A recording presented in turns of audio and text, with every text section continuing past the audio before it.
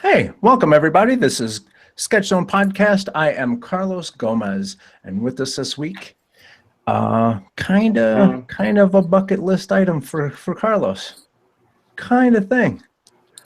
That, my friends, today we're going to be talking to Marty Cooper. Hello.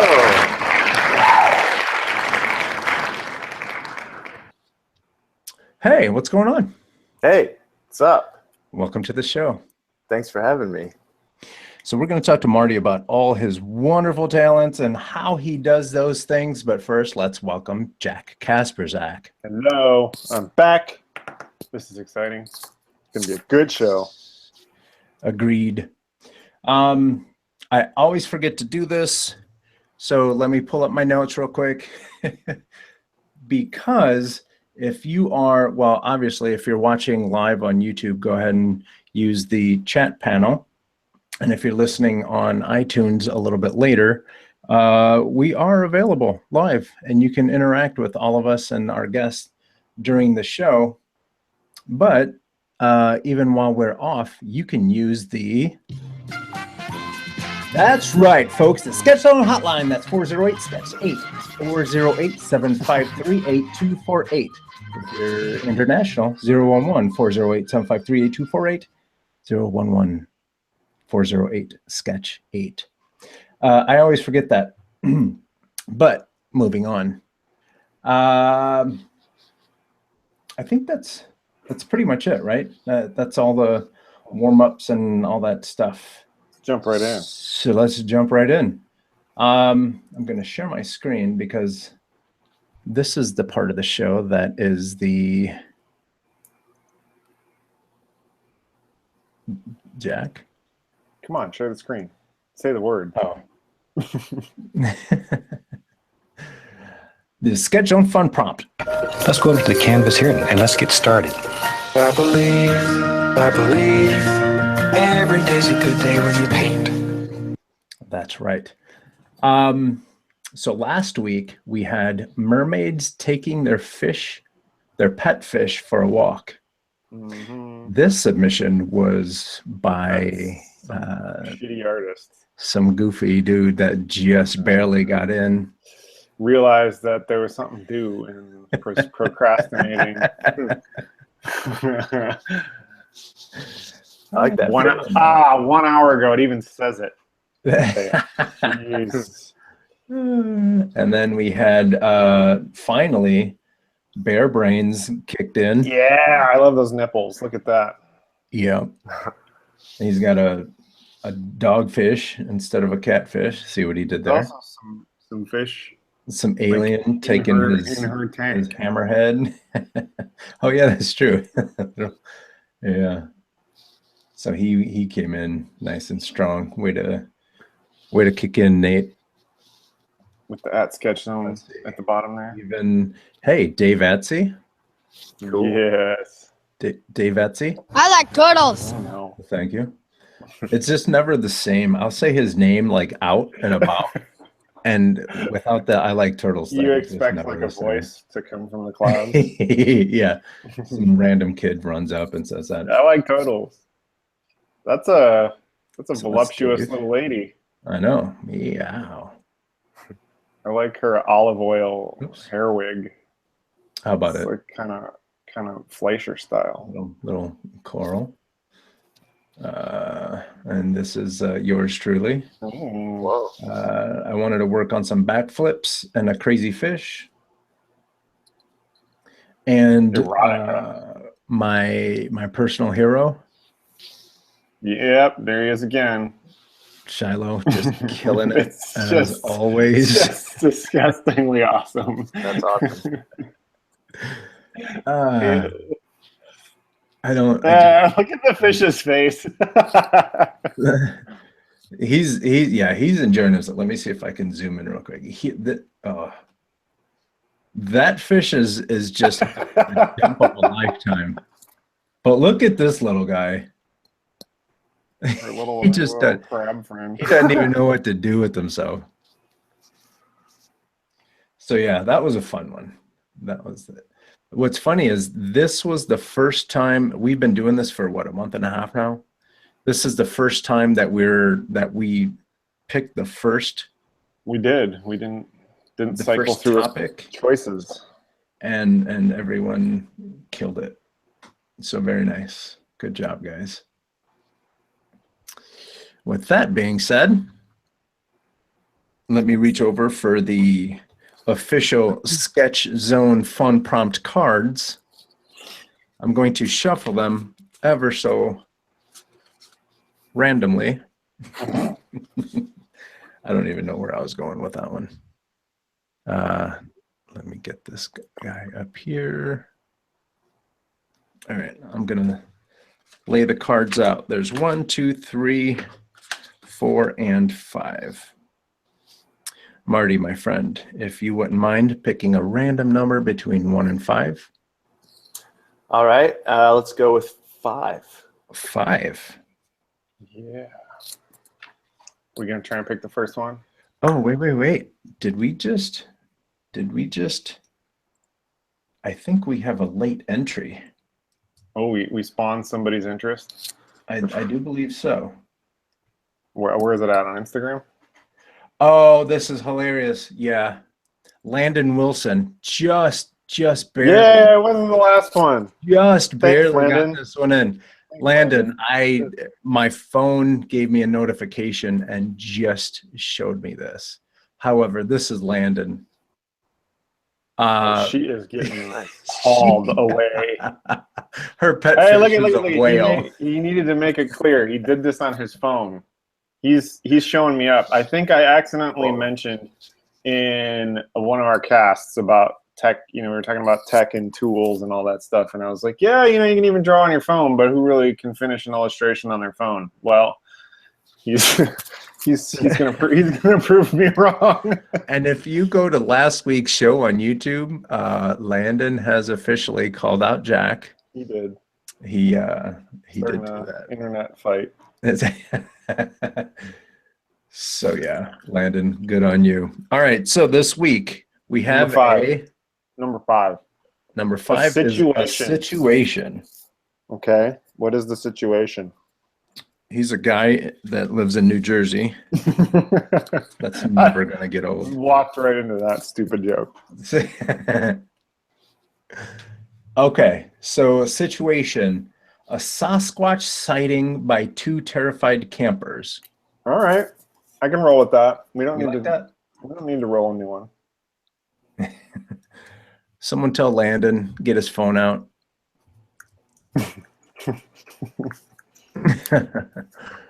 That's because phones aren't for phone calls anymore. All right, I have to note that down. There we go. So everyone, Sasquatch sighting by 2 terrified campers. I'll be right back.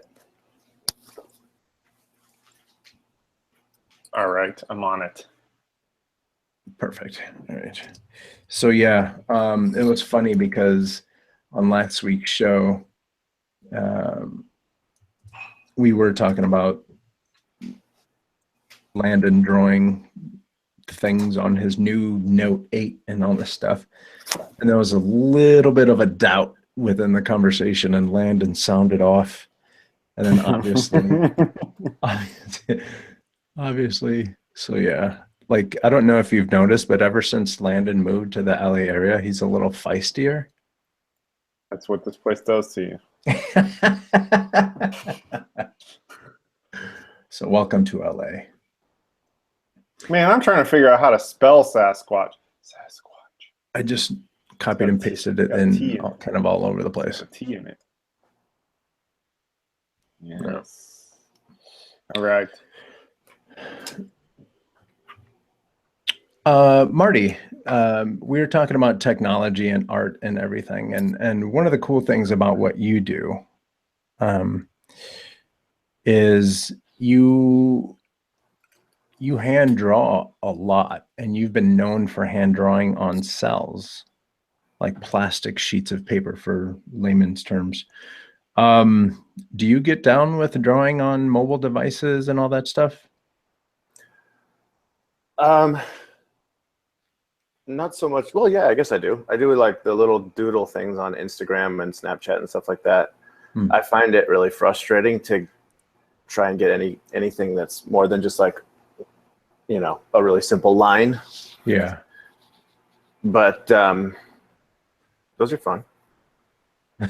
I don't know how Landon, I don't know how he did that. That's crazy.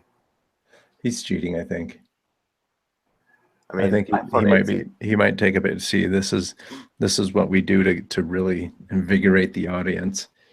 We tell them that they cheat. So he probably went down, found a mermaid, took a picture of her, and then just kind of traced it with his finger, is my guess.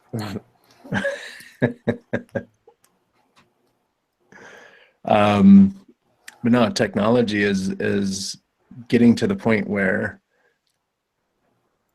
I'm almost feeling bad for Sketch Wallet, because everyone, instead of pulling their wallet out to draw on it, they're pulling out their phones and drawing on their phones. What's your stance? What's you guys' stance on technology getting in there and affecting art? Whether it's positively or negatively, do you guys think that helps or hinders? I think it definitely helps, and it's awesome. It's a great tool, but I don't think that anything will ever fully replace like just the tactile feeling of drawing on paper, like having a pen and choosing an exact pen and just having it be like the most direct, you know, contact between ink and paper. I don't think anything can really compare to that. Yeah. But that's just me. Maybe I'm old school. I don't know. I'm waiting for Jack to chime in. Yeah. I mean, I kind of, I mean, obviously I do a lot of digital work, but I do agree with that. I think it's kind of, it's the like most basic of human functions, you know, when it comes to art. I'm just like talking about pure mechanics and like biology, you know, just putting a stone to a tablet or putting a pen to a paper. It's kind of that instant, you know, instant art. And even, you know, and I think it's good to be reminded that technology is effectively just trying to duplicate that, you know. I mean, and as technology improves, you know, and we've got like VR painting now and all sorts of stuff, it's like it's getting even more closer and closer and closer towards duplicating that with actual hands-on sculpting, or, you know, like on live wet brush simulation and all this stuff. So it's kind of like, you know, we're always trying to mimic what it feels like to draw on a piece of paper. So in a way, it's kind of like just draw on a piece of paper. Yeah. I mean, I don't get me wrong. I love digital and I love a lot of the stuff a lot of the benefits that it brings. But there is something magic about, you know, just it flowing from your brain down your arm and onto the paper. And I mean, go ahead, Marty. all the new stuff is super fun, and you know, even if it takes over the industry, like there's still always going to be the aesthetic and just like the rawness of actual drawing. Yeah. Yeah. I mean, I think one of the things that the digital world provides, which is both a benefit and kind of a downfall, is this never-ending ability to redo and undo, and in a way, it's providing perfection, and something that's pretty cool about traditional art and traditional medium is you sort of have to embrace the imperfection. You kind of, at a certain point, you learn to accept mistakes and turn mistakes into something else. And sometimes happy mistakes are the very beginning of a new creative idea. And you know, I mean, even just the imperfections that are provided by the way a pen bleeds, or, you know, your arm jitters, or all that stuff is like, you know, that's kind of part of what makes it what it is. Yeah. What's funny is there's a lot of times that I'll see some artists' work and I'm like, oh my God, how did they get that? Like, what brush is that? And then I'll stalk them online, and I realize that their style is drawing on paper and scanning. Yeah. Yeah.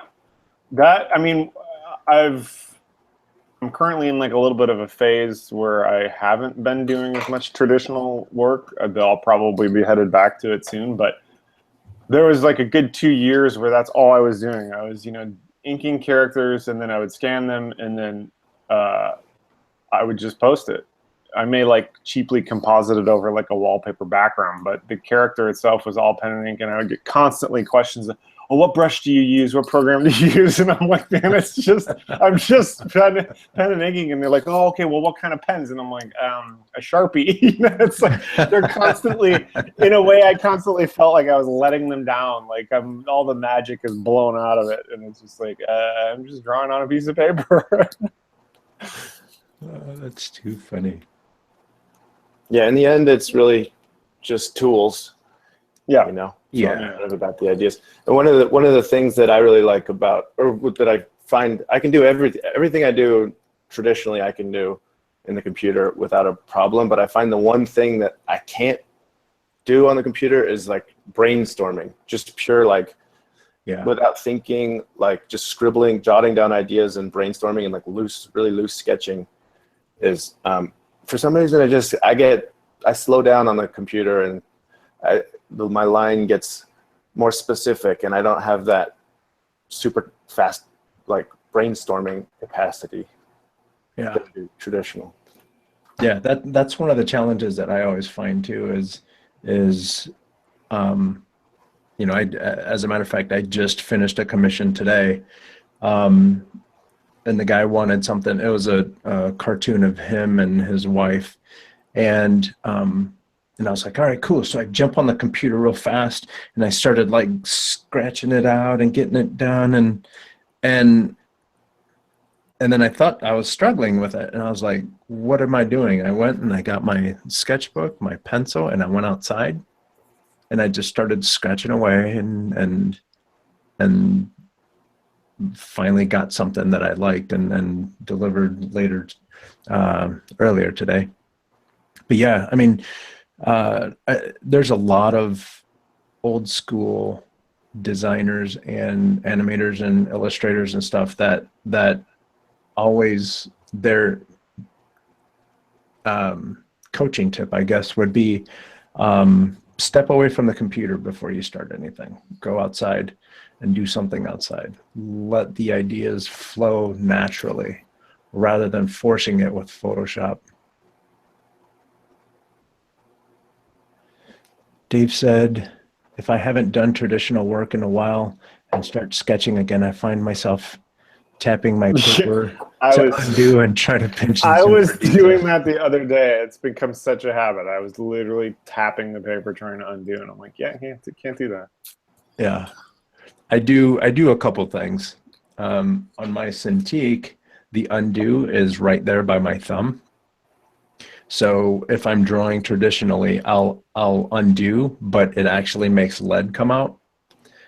And then when I realize that I can't undo with my thumb because it makes the lead come out, I think to myself, how do I undo? And I forget that I have an eraser in the other hand. So goofy. So Marty, how did you get into art? Get into art. I think, like everyone, just picked up a pen or pencil when I was a kid, and as soon as I could hold one, and just started scribbling. It's interesting. A lot of people ask me, when did you start drawing? Like they see that I can draw something, and they go, oh, when did you start drawing? And then I say, like, everyone starts drawing at the same time. It's not about when you start drawing, it's when you stop drawing. Yeah. That's the difference between people who draw and people who don't draw. So at some point, people who don't draw stop drawing. Yeah. But but then I guess I got like really into drawing in high school. Just like all my schoolwork had doodles all over all the margins and didn't have any correct answers, just a bunch of scribbles all over the place. And I did like the high school newspaper cartoons and stuff like that. Yeah. Was it a situation kind of like everyone else that you read a comic book or you watched a cartoon, what was it that made you want to draw, not give up like a lot of people do?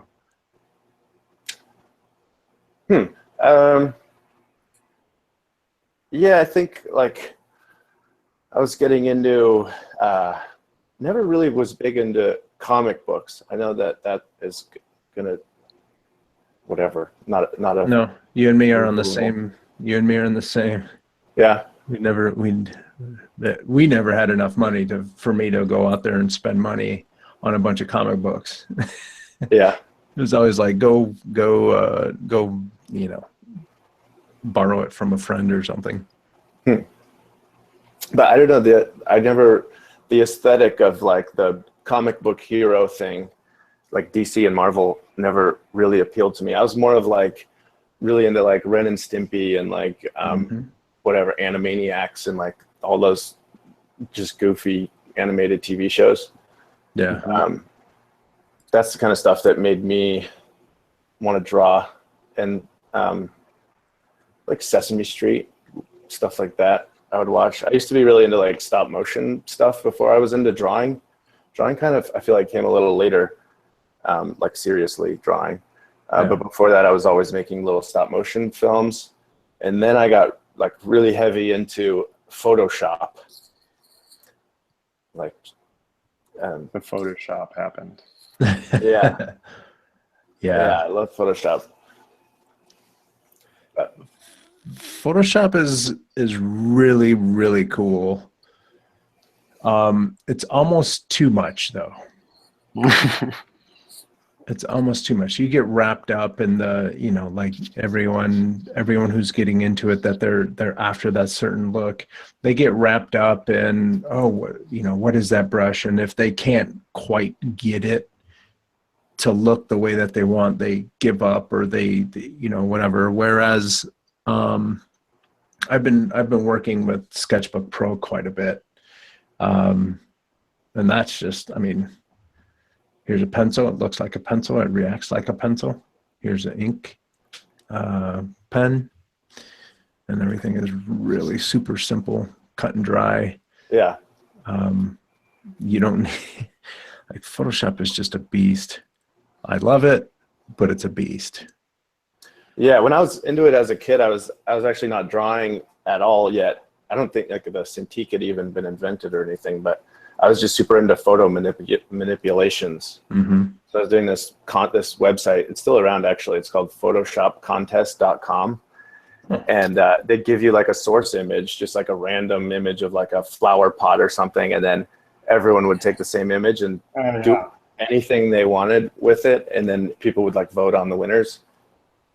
And it was really fun. It was like a tight-knit community of like just creative professionals that are not creative professionals, just people who like to Photoshop for fun. But it was fun. I got super into that. That is pretty cool. So what spawned the transition, if there even was a transition, but what spawned the beginning of the animation? Because animation's kind of a whole separate beast and a whole separate mentality. I mean, I remember the first time I made something move, and it was like this weird godlike feeling. You're like, whoa, I can make creatures do stuff. So like, what was it that like started that an animation kick? Yeah, I mean, I think it was like stop motion stuff, early stop motion stuff. And then the drawing thing, like, I just kind of randomly, I don't know, like my parents were like looking for something for me to do for a summer, and they sent me to this animation workshop thing at Parsons in New York. Oh wow! It's like a animation summer program. I don't know why. Like I was into it, but just kind of random. And then I did that for a summer and made a little 2D animation in Flash. And I was like, wow, that was really fun. Yeah, son. I was waiting for a little Flash shout out in there. Yeah, it was old school, but it was fun. I still don't really know how to use Flash. Oh, Flash is a magnificent gift to humanity. Yeah. Oh my God. You love it? I really do. I made a really good living off of Flash. Yeah, it drives me crazy that it's got a bad rap now. But it was, if not for Flash, the internet wouldn't be anywhere near as cool as it is today. For sure. But there's. Did you do Go ahead. Did like the newer grounds stuff, or what was it? Newgrounds? Newgrounds, yeah. Newgrounds, yeah. Yeah, I submitted a couple things to Newgrounds. Yeah, but I got into the development end of things. Developers make so much more money. But oh, that's real like nuts and bolts stuff, huh? Yeah. Yeah. So I was doing both. I would do animations, and then but a lot of my paychecks came from being a developer.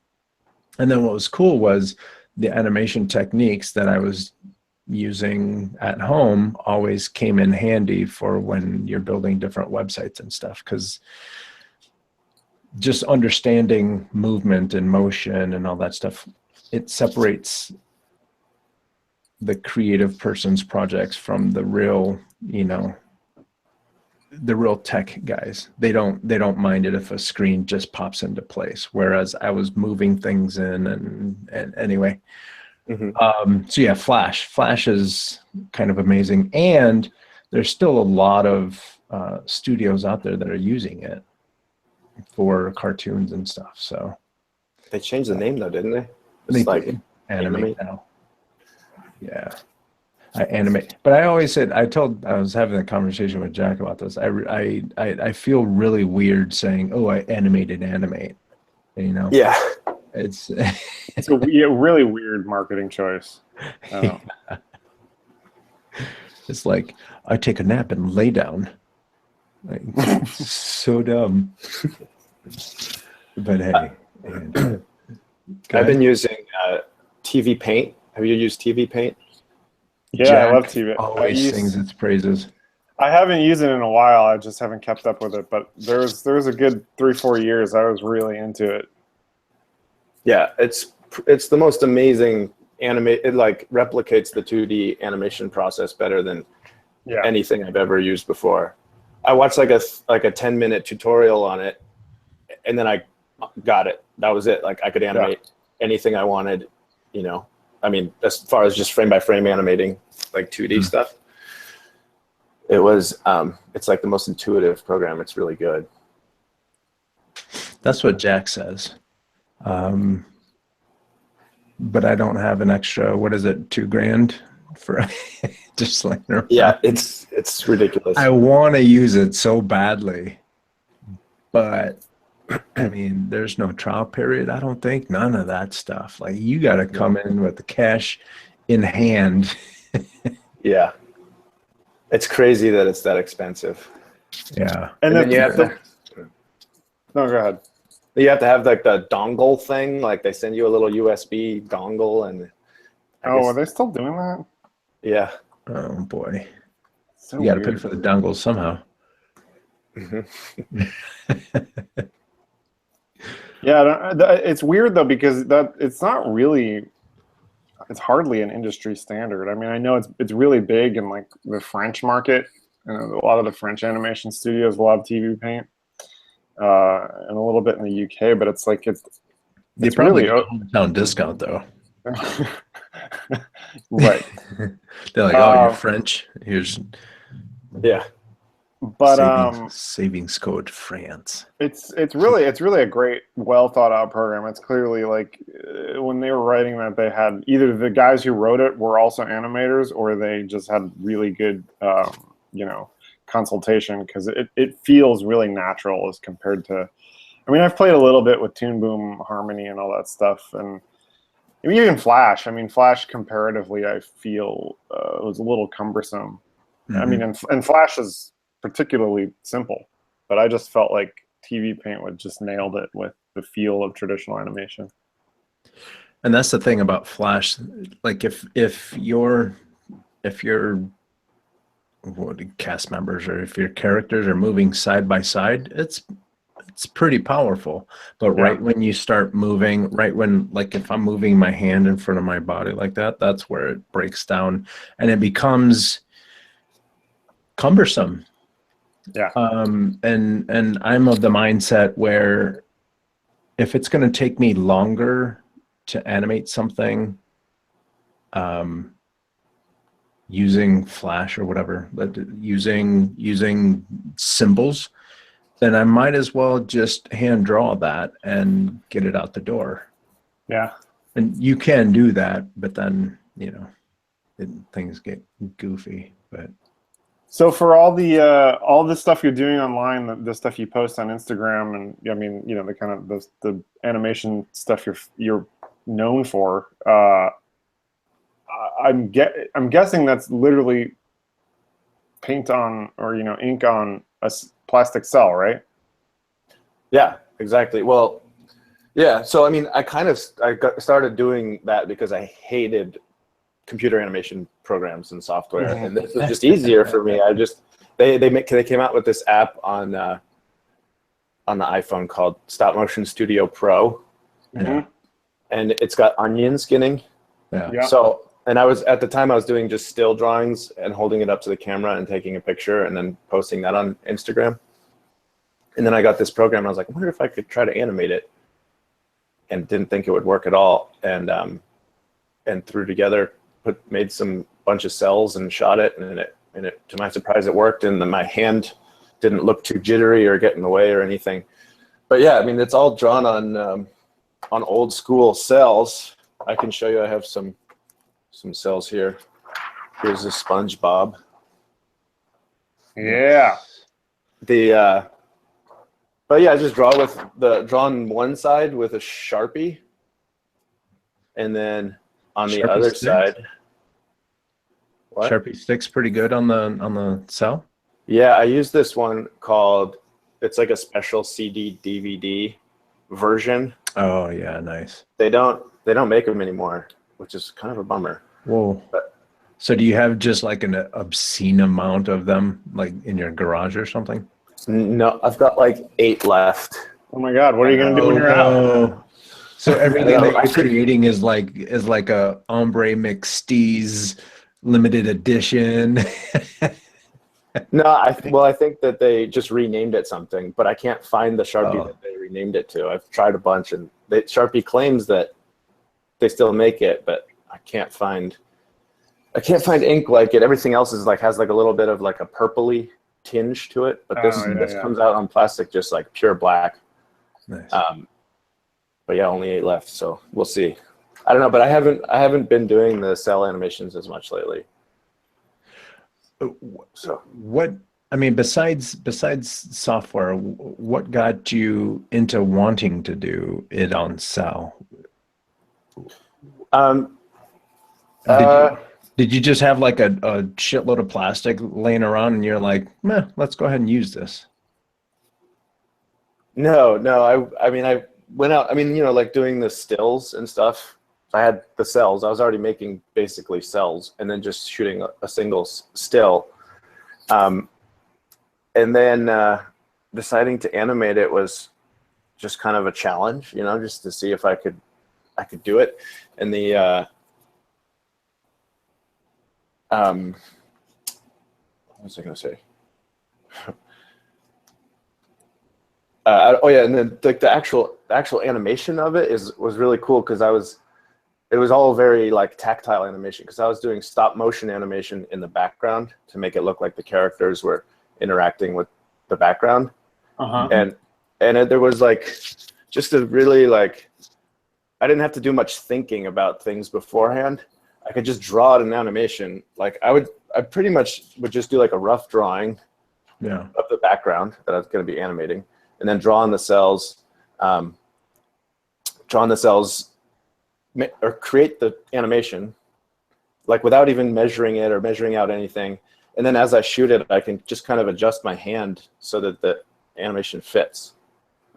Yeah, I was gonna ask, like, so the planning, because you're shooting the background on your phone with you know the stop motion software, and you've got a concept of a character moving around it or interacting with it. And so what you're kind of saying is the planning process.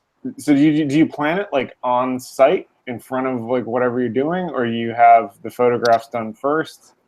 I've done a few on site, but just the logistics of like drawing my cells on site, like you can see how many cells I have there. Yeah. Like if there's a gust of wind and I'm at outdoors or something, it's over. Yeah, and I don't number my cells because then there'd be a number in the animation. I mean, I guess I could number it. I don't know, but it's just like so. I'll usually go out and take a picture of the location, or do some rough planning. I'd be like, oh, I know what a dumpster looks like. I can just draw it approximately. Just draw a line on the sketchbook and then animate whatever I have coming out of the dumpster on my sketchbook. And then when I go to the location, I just fit it to the line. And it's just it's kind of like freeing and like just a really loose way to do an animation. I know it looks like it must be an insane amount of like preparation and measuring and stuff like that, but it's actually not, because because you're kind of adjusting it live as you shoot. Yeah, exactly. Yeah, so I mean, it's a really interesting, because I know we've been talking about, traditional versus digital, and this is kind of an interesting hybrid. You're utilizing the benefits that the stop motion software brings you to do onion skinning and help line stuff up, but then obviously you're doing super old school cell animation. It's pretty interesting marriage of stuff. Yeah, it's pretty much all that app. Like I can credit my entire whatever Instagram animation career to this one app. It's the best. Well, I think it's like $4.95 or something that I've ever spent in my life. And that's for the pro version. You don't need the pro version. That's crazy.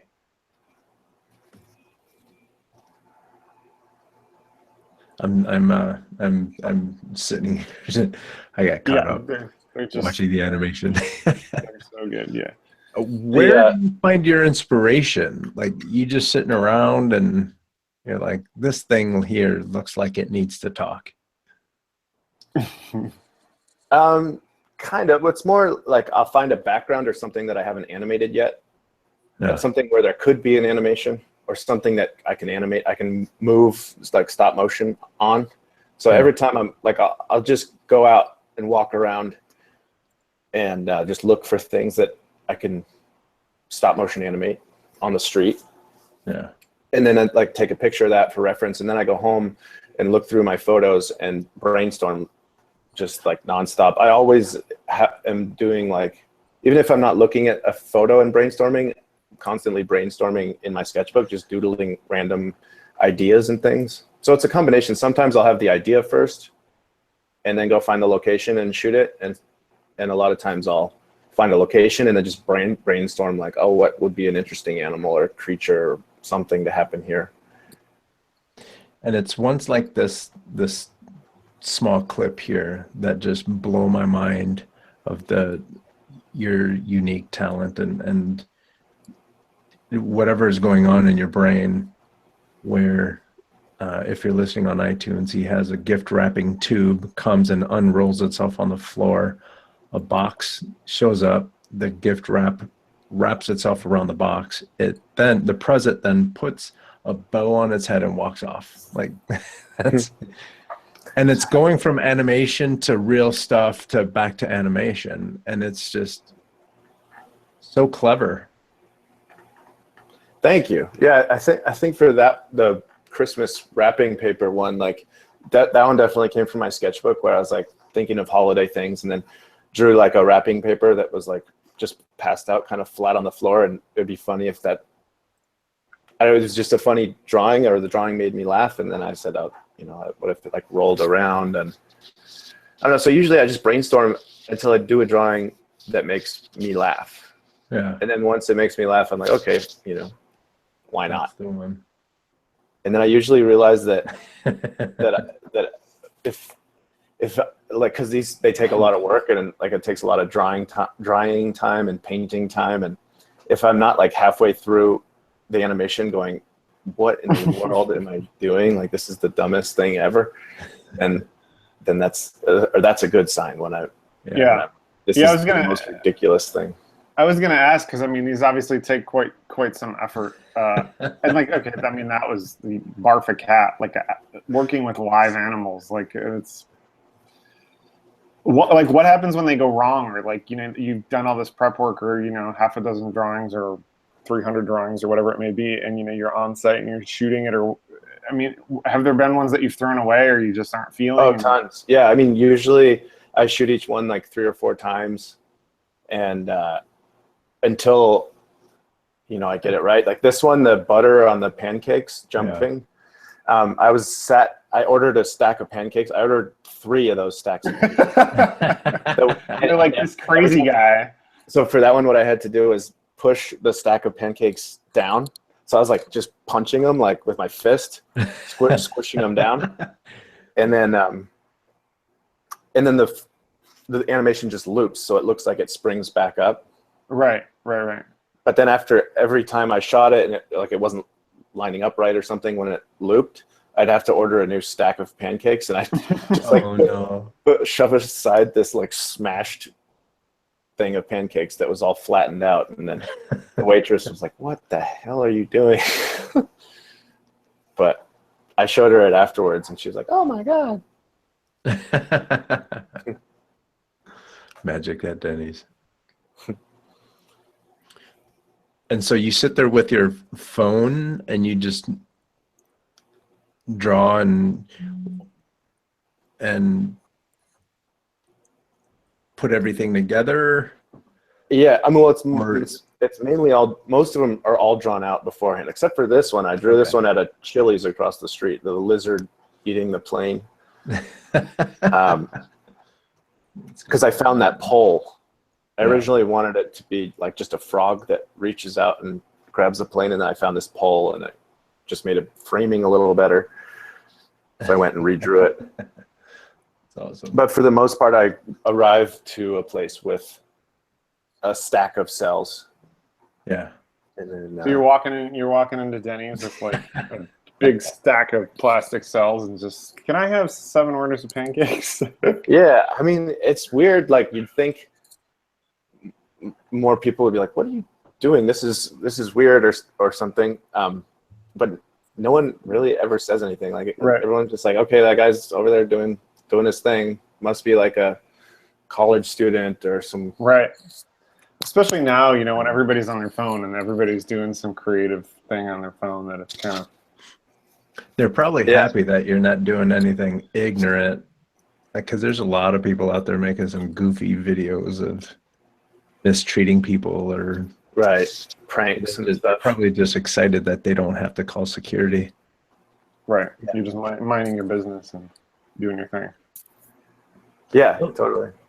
There was one I saw of you had a creature climb into a water glass and drink the water and then jump out and then spit the water back into the glass. Yeah, amazing. I did that one recently. Thank you.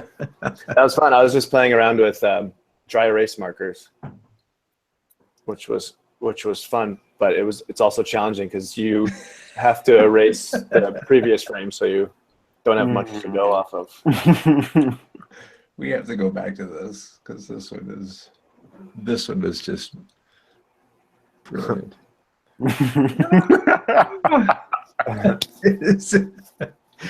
It's the simplicity of the joke, of the gag. Oh, here I have one of those. One of the cells from that animation. A little lemon guy, lemon ape thing. Hang on, hold it. There it is. There it is.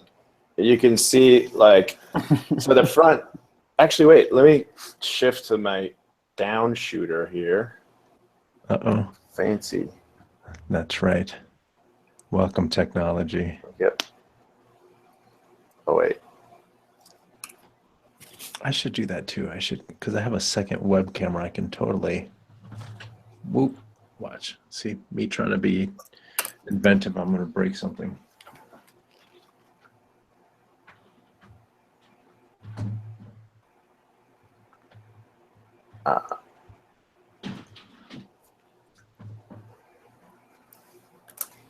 Okay, so you can see that, I think. Can you see that? Oh, Yeah. no, you can't. Yep. Yes. Live demo. Hey, Shiloh's on. Hey. Shiloh's my hero. Oh, right on. Thanks, Shiloh. Haven't been paying attention to the chats. There's all kinds of things over there. Yeah, so this is that a cell from that, and then you can see on the back. So this is done using like a paint marker. So it's Sharpie on the front, and then whiteout, just like regular, whatever whiteout, and I use these acrylic paint pens for my colors. So this is just one of these, like Montana pen or something like that. Shiloh said, many-time watcher, first-time commenter. Welcome. I'll wait for your answer off air.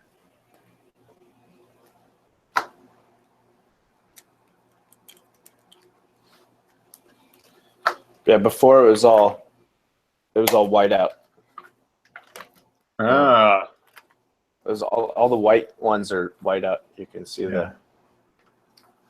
Oh, and those are done on like sheet protectors. No, I just have them in okay. Here. I was like, These are- man. Yeah, no. I mean, you could do it on that, but this is like I found like the clearest overhead transparency. Yeah. Is this stuff. This is the best stuff. It's like just regular overhead transparency paper. Transparency film, Apollo. It's the Apollo brand stuff. It's really expensive. It's like for 100, there's 100 sheets. It's $50 for this packet. So it's like 50 cents per sheet. I've spent a lot of money on these. Yeah, those things are damn not things. cheap. Yeah, because no one buys them anymore, so they have to jack up the price so they make something off of it. I did a show with these guys who do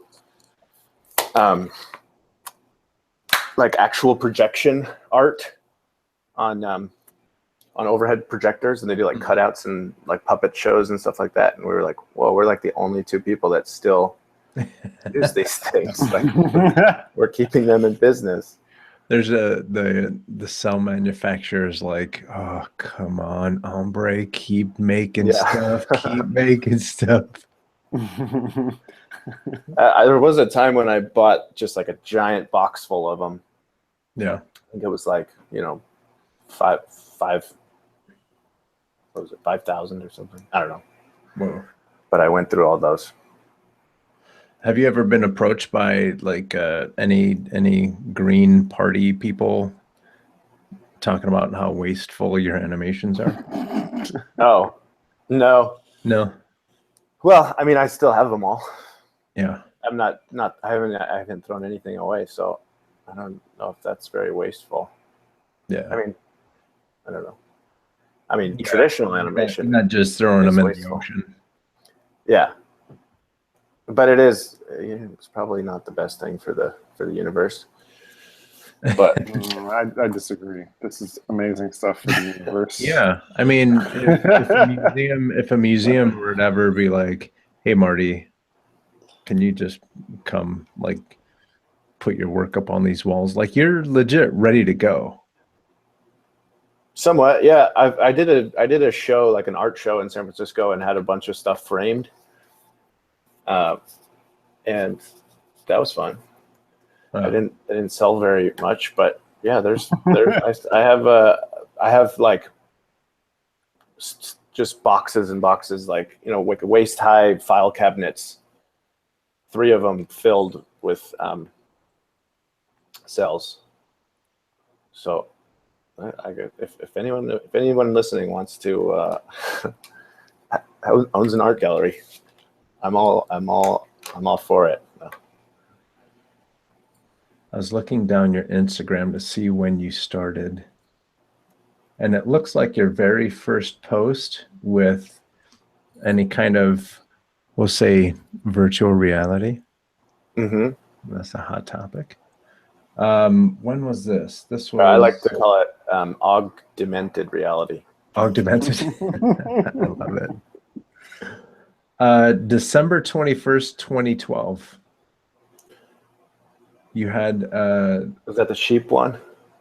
there's a cannibal persimmon. Oh, okay, yeah. Yeah, that's the very, very first one. Yeah, that's so I started out, I had a piece of glass and a dry erase marker, and I was drawing on this piece of glass, and it was like I could put these characters into different backgrounds and things like that, and it was really fun. And then I was like, wait a second, this is just what animation has always been, or it's just this is a cell, you know? Yeah. It's like so then I went out and bought some transparency paper and whiteout and Sharpies and made a cell. I have to share my screen because this one is magic. It's Oh yeah, the chicken. a chicken eating chicken. It's slightly racial undertones there. No, I don't. So good. Thanks. Yeah, that was like my first cell. I think one of my first cell with whiteout and Sharpie. Mm-hmm. I did those, in 2012, and then I went and worked. I worked in the animation, like feature animation industry for a while as a storyboard artist. Oh wow. And so I went to work on a movie, a wonderful film called Free Birds. Yeah. I like Free Birds. Nice. It was not the greatest film, but hey, I actually like it. It was, Yeah, I like yeah, it. I like it too. It's definitely got I've got a soft spot in my heart for that. I worked on it for like 2 years. How did that come about? Did they see your work on Instagram, or did you actually apply for it? No, Instagram was like not a thing at all. Like, Oh yeah, that's true. 2012.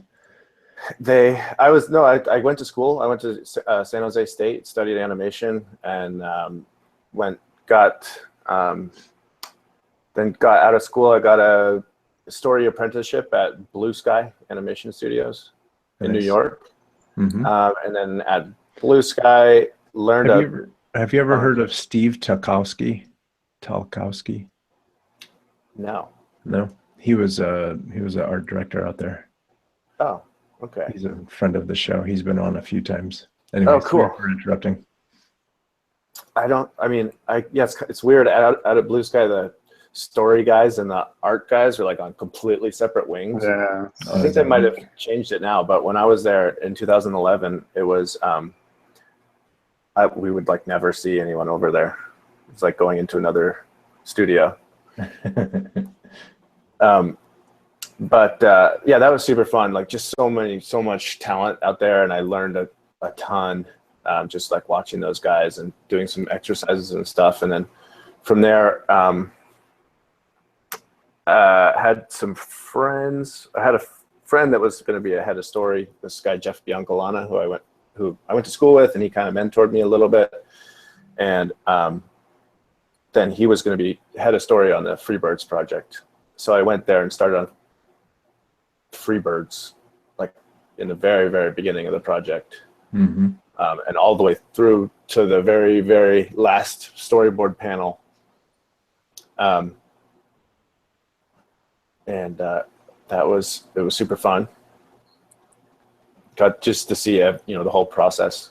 Moved out to Dallas to work at Real Effects, where I was there for the last 6 months of the project when Jimmy Hayward, the director, was out there too. Yeah. Then after that, I worked on Angry Birds, another bird movie. You got yourself pigeonholed. You're basically giving exactly. You're giving the world the bird. All the birds. Oh, and it's even like, so when I was at Blue Sky, they were making Rio, the bird movie. Oh yeah, yeah.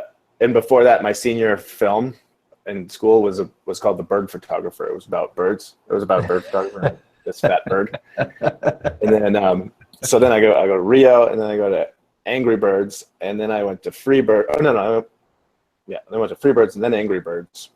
Yeah. And then I got an offer to work on Storks. And I'm done with the bird movies. That's funny. But yeah, then I took some time off, and my brother was like, "Hey, those things you were doing on Instagram with those still photo cells, those are really cool. You should do some more of those." I was like, "Oh yeah, those were fun. I remember those from." It was like 2 years ago. At that point, I'd like gone and traveled around the world and done some things, enjoyed my time off, and then I was like, "Oh, I'll just do one of those every day." So I like decided to just do one still image every day, and started playing around with just different ways that I could incorporate the character into the background, like how I could kind of make it look like the characters, you know, in the background, or incorporate the character just in different ways and using different techniques and things like that. Just having fun with it. It was like super fun, just like every day, just a really cool creative challenge. And then Landon Wilson said you got pigeonholed. Yeah, I did. So good. Well, Jack said that. Give Jack the credit there. Oh, did Jack say that? Only he noticed. Oh. I did a commencement speech at San Jose State, and I said that. There you go. So you started it. You got a laugh. I like it. Definitely pigeonholed. I don't know why. Go ahead. I don't know why there was just bird movies were hot in the early. Yeah, that stuff kind of comes and goes in waves, and it's like, you know, all the fish movies for a while, and then there's all the insect movies for a while. Yeah. Yeah. When you were in art school, or no, you went to San Jose State, but was becoming a storyboard artist one of your ultimate goals, or was that something that just kind of happened? Totally. Yeah. As soon as I saw, like, we had like a lecturer presenter come to San Jose State and go into the storyboard process. Wait, no, before that, I watched some bonus features on like Shrek or something, and there's some storyboard behind the scenes thing or something like that. I forget which. I think it was Shrek, something like that. I don't know. And I was like, that's awesome. And then I went to school, studied animation, and then saw another presenter. It was more like talked about like the actual process of how to make storyboards, like the pitching and the using voices and like, you know, just how rough the drawings were. And I was like, I could draw like that. Like, I don't have to make pretty drawings like everyone else in my school is doing. I can just draw stick figures basically and convey the story. And so instantly I was like, that's what I want to do. And of course I, you know, loved Pixar. So like everyone who went to animation school when I did, and still maybe wanted to work as a story artist at Pixar. That wouldn't be a bad gig. No, it wouldn't. But I don't know. I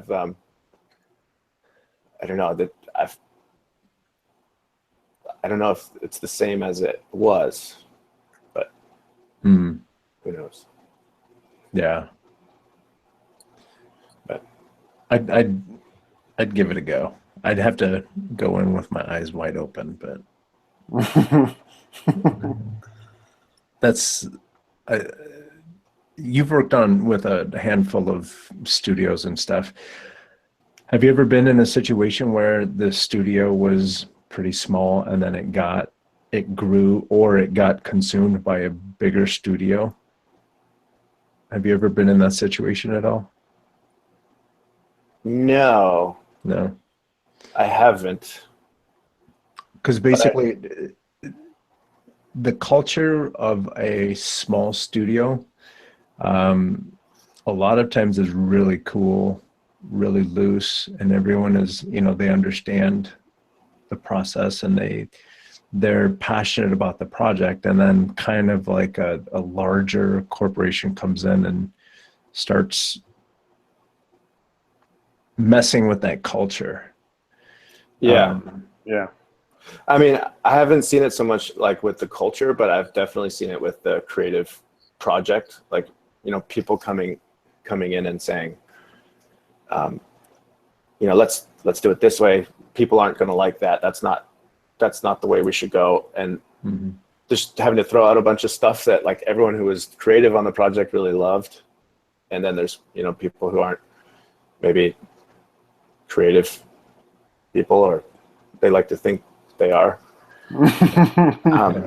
would say something different. And, that's kind of a bummer, but that's just the way the world works. Yeah. But that's why I'm so happy to have been able to kind of make a career out of working on Instagram, because there's, the kind of work I've been doing lately with like advertising stuff is companies will just come to me and say, do your thing, do whatever you want to do. There's no creative, there's parameters that they want me to stay within, but Yeah. there's no dicks. feedback. Yeah. Yeah, I mean that's kind of the golden area you want to be.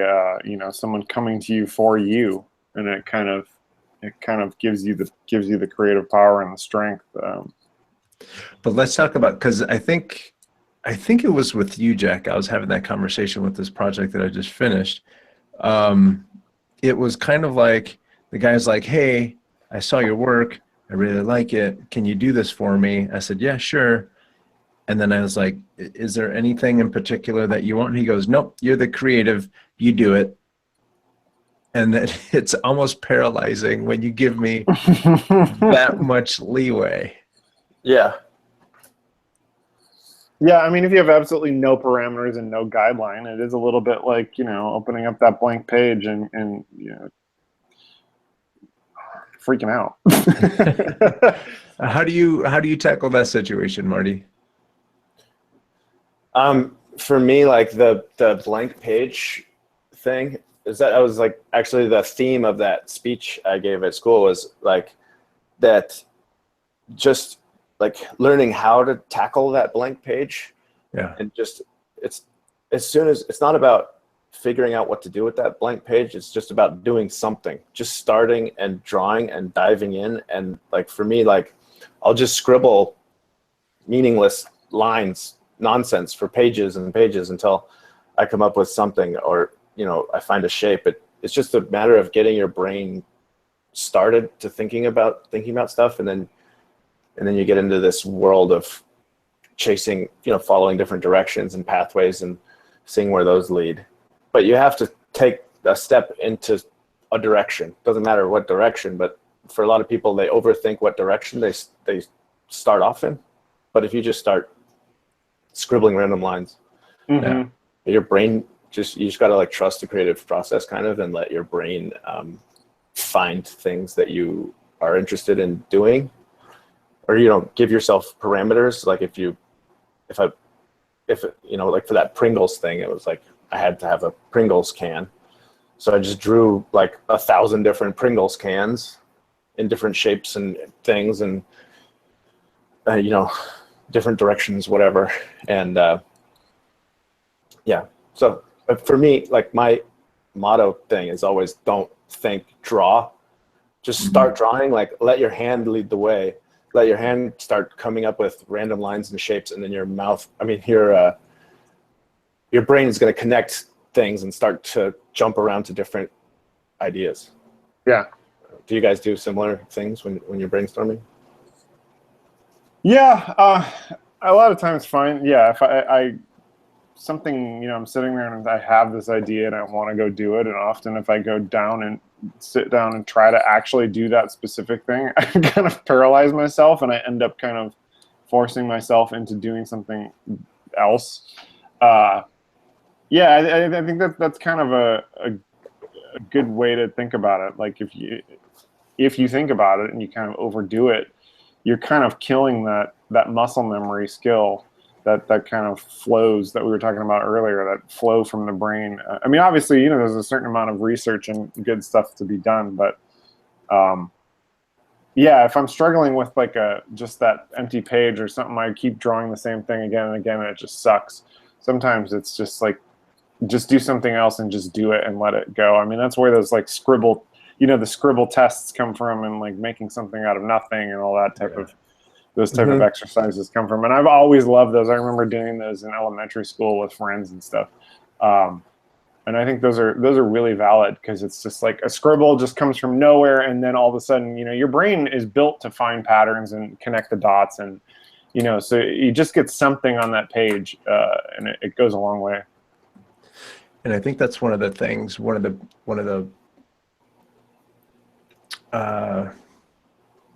again, tips, I guess, that professional illustrators always give the people that are trying to learn. They say, don't get bogged down in details so early. Like, use a big fat marker and just get down the gesture that you're trying to get. Don't focus on details, and then just keep working that through. So taking that and expanding that a little bit, if you're trying to brainstorm on something, a lot of times what I'll do is I'll take my dogs out for a walk and then just be outside for a while and let my brain do the work, not the technology.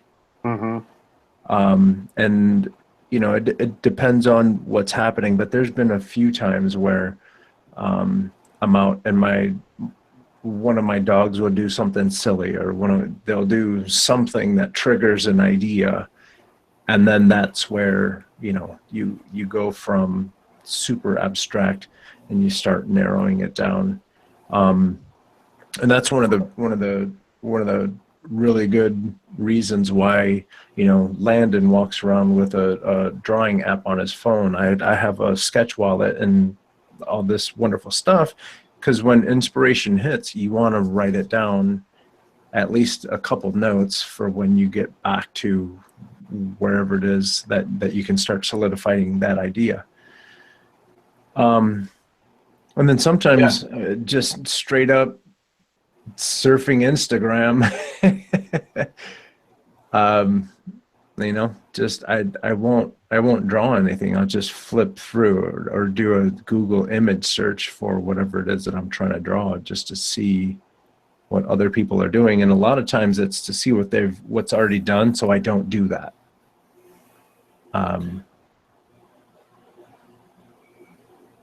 Oh, I thought that was a question in there. That's exactly the way I go. Oh, so Shiloh says that's exactly the way I go about it too. Can be slow to start at times, but when you're in the zone, it's the best. And on a similar note, you need to be careful, because if you're about ready to go to bed and inspiration hits, it might be 3, 4 o'clock in the morning and your ass is still scribbling. We've all been there, but that's the thing. It's like, you know, like I said, your brain is wired to find patterns and connect those dots. So it's like once those patterns are rolling and those dots are getting drawn, like you find that spot, and it's kind of hard to it can be kind of hard to stop. And it's funny, because people that don't fully understand it, or that don't have creative careers, I guess, they don't understand that. So if you're trying to deliver on something and you catch that wave, they don't understand that it can be 4 hours later. Time escapes when you're writing it, and sometimes you might be late. Sorry. Yeah. I mean, it's like sometimes you gotta take that inspiration where you can get it. Yeah. Because it doesn't always flow really easily. Yeah. I don't know. For me, I find that just like if I'm not feeling inspired, like I just like push through that and like draw another page in my sketchbook. Another thing I do that really helps is draw ugly. So a lot of times you end up drawing the same eyes, the same nose, the same things, like the shapes, these shapes that you have become accustomed to. And I have to force myself, no, I've drawn that eye a million times. I've drawn that nose a million times. Just draw a weird line that would never even be a nose. And it's like about taking away the things that you normally draw and like putting your drawing into like a weird, ugly place. Just no one's like, I treat my sketchbook like just like a tool that no one's ever going to look at. My sketchbook is the ugliest thing ever. There's just scribbles all over because I purposely try and draw ugly because it inspires ideas instead of drawing the same things over and over again. You push yourself to these, makes your brain think about other possibilities. Yeah, that's a good point. Even something as simple as going from Photoshop to Mischief.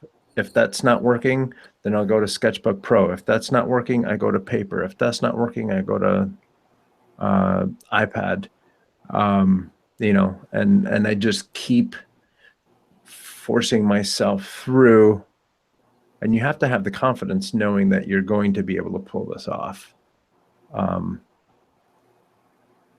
Because otherwise, I mean, you might be in the wrong field.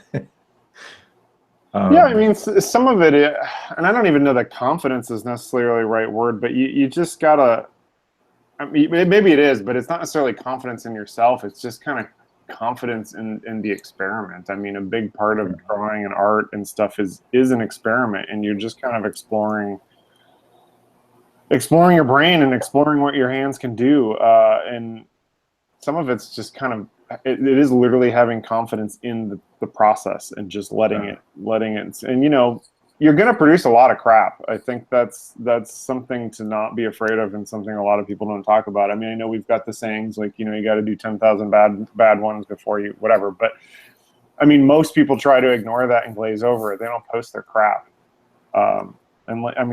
Like Marty was saying, you've got a sketchbook that you sort of treat like no one's ever going to see that. And I think we've kind of come in an Instagram era where everything is, tailored and catered to the public, and we only show our best stuff. It's like we forget about all the dozens and dozens and thousands of drawings that are just garbage. I mean, I'm thinking back over my life, like how many times you crumple that paper and you throw it, or if it's not crumpling paper, you've got that sketchbook that is just like cringeworthy, embarrassed.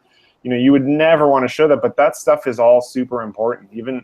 And it's not just that like old trope of getting the bad stuff out. Like it's all totally valid. It's all perfectly good exercises of just, I mean, like Marty was saying, you do a weird scribble for a nose. It's like somewhere in those thousands of bad drawings, you learn something new and a new way of doing something. And I think all of that experience and that process is kind of what it's all about. Yeah, I do think, though, that a lot of times people, when they go to paper and when they go to their sketchbooks, they get really precious about it. And they go, this is my sketchbook. Like, I'm going to show this to people. This is like my artwork. And it becomes this like thing where they get, the first page of your sketchbook has to be amazing. Like my first page, just like get in with scribbles, like just draw whatever. It doesn't matter. No one's ever going to see it. And I think it's really important to have a sketchbook that no one will ever look at. It can be ugly as hell. And, I think a lot of people just the nature of drawing lends to like a precious feeling over the artwork. Yeah, I agree. And particularly with sketchbooks, it's like it's because I think it's part of this book. It's like a piece of paper you can crumple up, throw away, and nobody will ever know it existed. But it's like it's a little tougher to like rip a page out of a book. It becomes noticeable, and then people are like, "What was in that page? And what aren't you showing me?" And it's like people hold this sketchbook like up to this weird pedestal, and it's like, no, I mean, you want to have a bunch of weird drawings in there because, I mean, that's, like I said, that's what it's about. It's the exercise. I had a teacher in high school that's the first thing she would do in art class. Like, everybody brought their new sketchbook, and we're going to work on our sketchbook. And she would go around with like paint on her hands and just like fuck up your sketchbook because she wanted you to like demystify it. That's awesome. Yeah. It's just an object, man. Like if Right. it turns out like shit, you don't have to show it to anybody. You really don't. Or Yeah. maybe maybe you should. Maybe you should show people where you were at and where you came from. Or you can have that sketchbook that's all your beautiful, painted, whatever, finished ideas, and you can get really detailed in it or whatever. But it's definitely That's not for my sketchbook. That's what Instagram is for. My sketchbook is exactly like you. Like it. I purposely stay away from the leather-bound, hard-covered ones because those add like this air of elegance, and everything needs to be just absolutely magical. And I'm not that guy. But there is like, it's weird. There's like a whole market around it. There's a whole marketing tactic. I mean, like the Moleskine is like, ooh, but Hemingway used to use this, and it's like, it's just paper, man. Like, just get a spiral bound notebook and get to work. Yeah. So Landon says sometimes the hardest part is just picking up the pen or pencil in the first place, but having a good place to create that you can just go to helps. Yeah, that's true. Yeah. I have a friend, my buddy Josh Lieberman, who is a storyboard artist, and he carries around a little sketch pad, like a little oh man, here, like just like flimsy little receipt thing of paper. Yeah. And then he draws sketches in that, jots down little cartoons and ideas and stuff like that, and then he just throws them away. Like it's just trash. It doesn't mean anything. He doesn't have to stick around. He never has to look at it again. But if there's an idea in there that he likes, he'll take a picture of it. Yeah. And I think that's a really smart, cool way to just not be precious over your ideas. I've bought quite a few sketchbooks, and a lot of them are full of gobbledygook. But then I'll have like a pack of sticky notes, and sometimes I just draw magic on sticky notes. And I do that very thing. I'll take a picture of it, bring it into Photoshop, and finish it up if I need to. But yeah, I think getting to the point where you're drawing, kind of like you said way earlier, Marty, you're drawing on absolutely everything. Just getting into that routine, it's drawing is a lot like exercise. If you exercise a lot and you maintain a certain level of fitness, it gets you active a lot faster if you continue to work those muscles, right? So drawing is like that. If you continue to draw, your what does Charlie call it? The valley of the suck. You get through the valley of the suck a lot faster if you just draw on everything. It doesn't matter. It doesn't matter. And if it's that great of an idea, do exactly what you just got done saying. Take a picture of it and finish it up when you get to the computer. Yeah, I try to draw a page a day in my sketchbook. And if it's like, even if it's just scribbles of nothingness, like at least I've, I don't know, but something will come out of it. I'll draw some shape or some face or something. And then it just, like, there's been times where I haven't drawn and I get back into it, and it definitely does. You have to go through that valley again and then back through you do. Warmed up.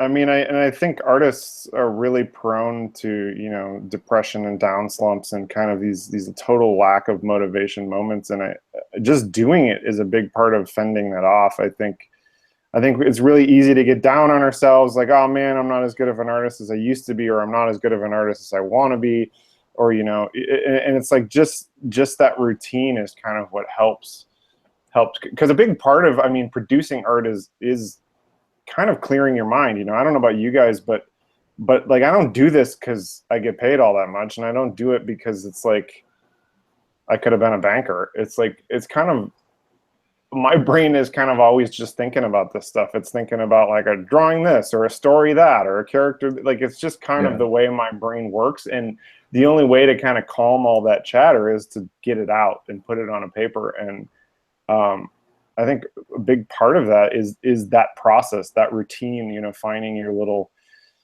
to make it out of the valley of the suck is to just do it. For sure. There was something else Landon said. A lot of times people, coworkers, want to go through my sketchbook.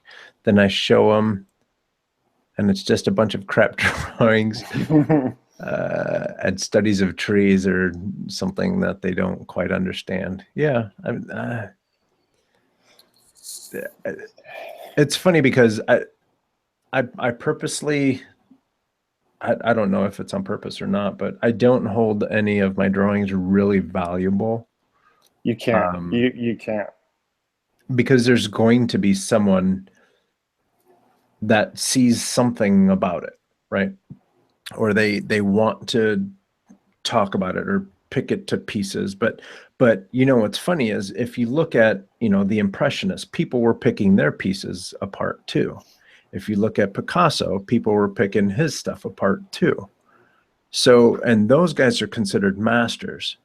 So here comes this little brown kid from Chicago. You think I have that much pride in my artwork when people who are in history books about how wonderful their art is, you think they were getting picked apart? Just get away from like being so greedy. Just create something and throw it out there, and you'll see. I mean, you can take a look at all of the modern art museums out there are people that just said, screw it, I'm just going to do this. And they're in a museum now. Yeah. And there's a lot of people that don't understand what it is that they're doing. But they just said, screw it. And they did it. And now they're in a museum. I think for Landon, like having, you know, people look at your sketchbook and go, what is that? That's why I never show my sketchbook to people. Like, it's so funny because I never draw in public either. I usually don't, or if I do, I'm like in a corner, because it's so annoying how people like think that when you're drawing something in public, they can just like look at it and like if you're writing a poem or something, typing, no one reads what you're typing on a computer, but or if you had an ATM. Yeah, like people mind their own business, but then for some reason they think like drawing is some like circus freak act that they can just like go like, oh wow, look, a real live artist. Yeah. And watch you draw. It's like, it kind of is like a really private thing. It's, I mean, a lot of it's like a dip inside your psyche, and it's for some weird reason that it's like as soon as you see somebody with a sketchbook, everybody was like wants to see what they're drawing. Yeah. And this happened to me over the summer where, you know, I've been working on gestures, and I'm trying to get better at people poses and stuff. And so I was sitting somewhere and drawing, minding my own business, drawing. And then when a girl walks up and, oh my God. And, you know, girls are just used to boys doing pretty much anything for their attention. So she's, oh my God, can you draw a picture of me? Yes, of course. And then I drew that, and then I drew another one, and then another one. And then she came up, and there's sometimes where you're in public and you really have to work through things. Like every drawing is not going to be the winner every time. Right. And so I'm sitting there drawing this girl, and it was just terrible. It wasn't terrible. It was just maybe a little too accurate. And so I had a bunch of people like, oh my God, this and that, this. And I was like, I'm still working on it. And then one of the older ladies was like, you better not draw a picture of me. I was like, I don't even want to be drawing this one, let alone a picture of you.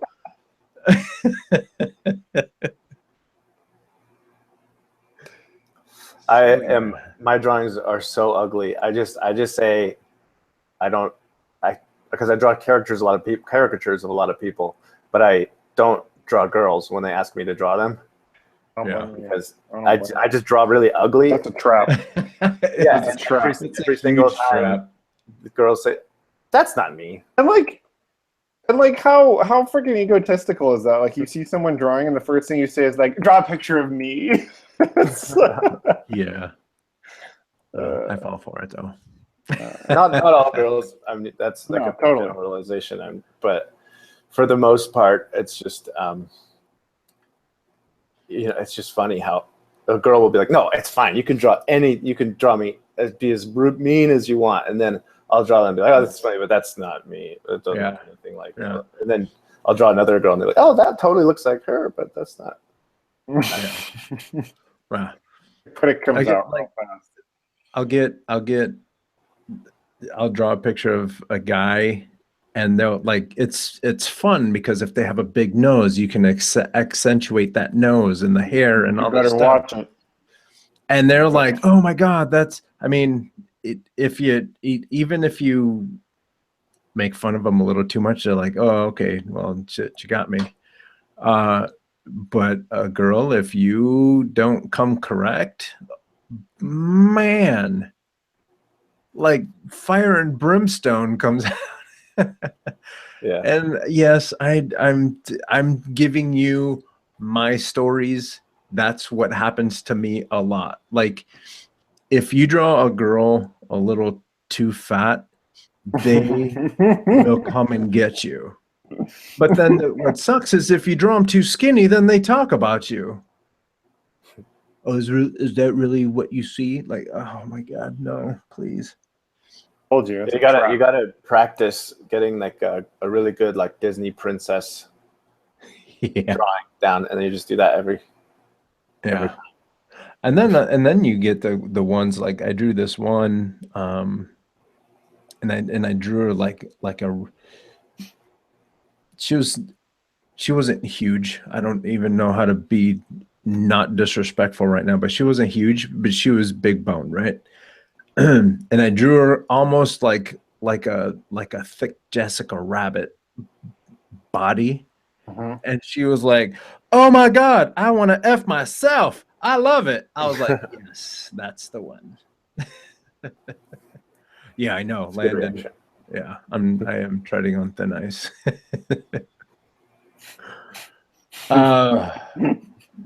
So let's go back to Instagram. So you started posting on Instagram and you started getting some notoriety. Well, the way it happened is I was doing those still images every day, and then I started doing the animations, and then I tried to do an animation every day or every other day, and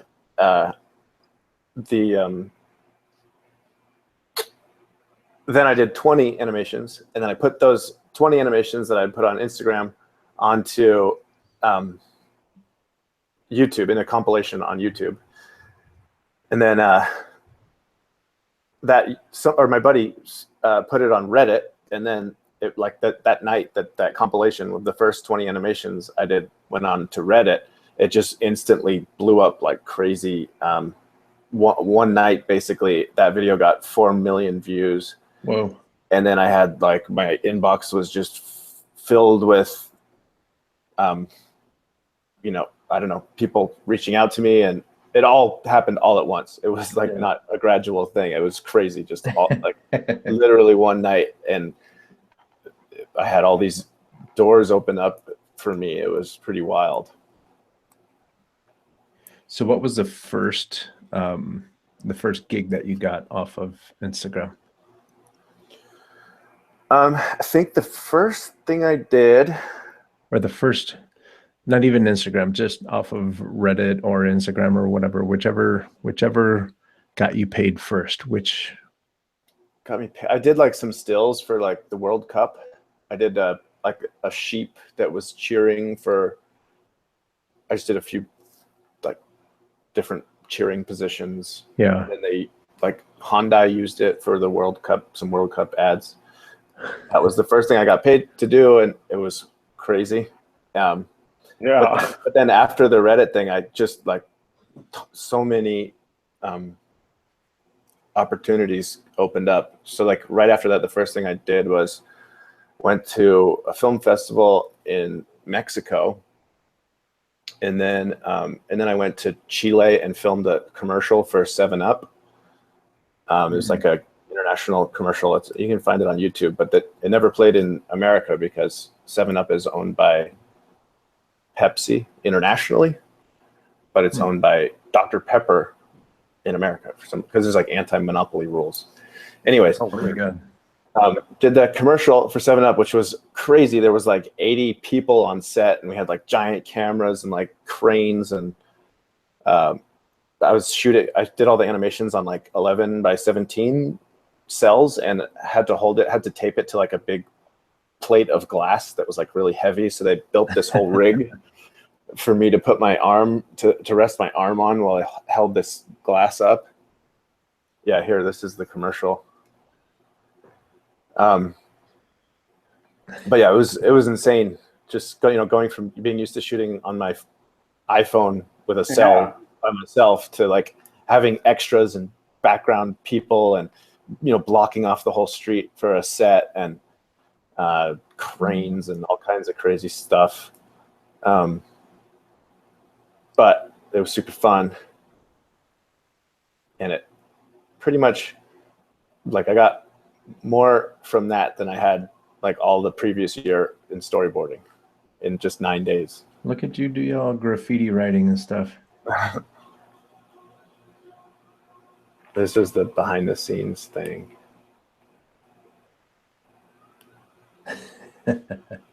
That's so cool.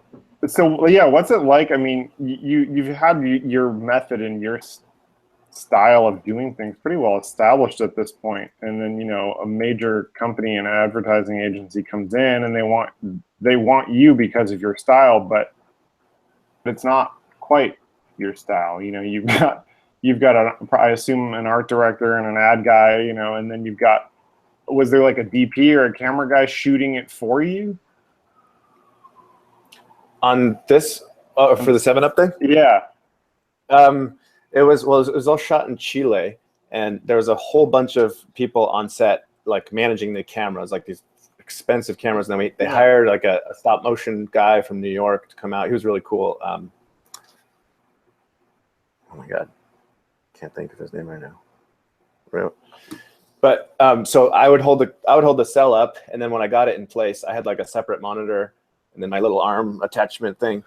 And then when we got all in place, I would yell "fuego."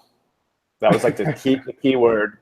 So every time I yelled "fuego," they'd shoot the photo, and then the extras would take a step further, or like move a little bit further, and everyone on set would move around, do whatever they need to do. Like I brought a couple of my assistants who would take the old cell, put it aside, put it back in like its sleeve or whatever, and get up, because we had to keep them like completely no fingerprints. They were like wearing gloves and everything, and it was super intense, but yeah, I don't know, it was fun.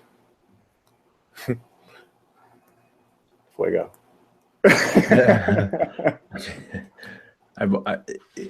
All of your behind the scenes stuff is just, and I know what you're doing, but it's so cool to see it actually happening. And as one dude,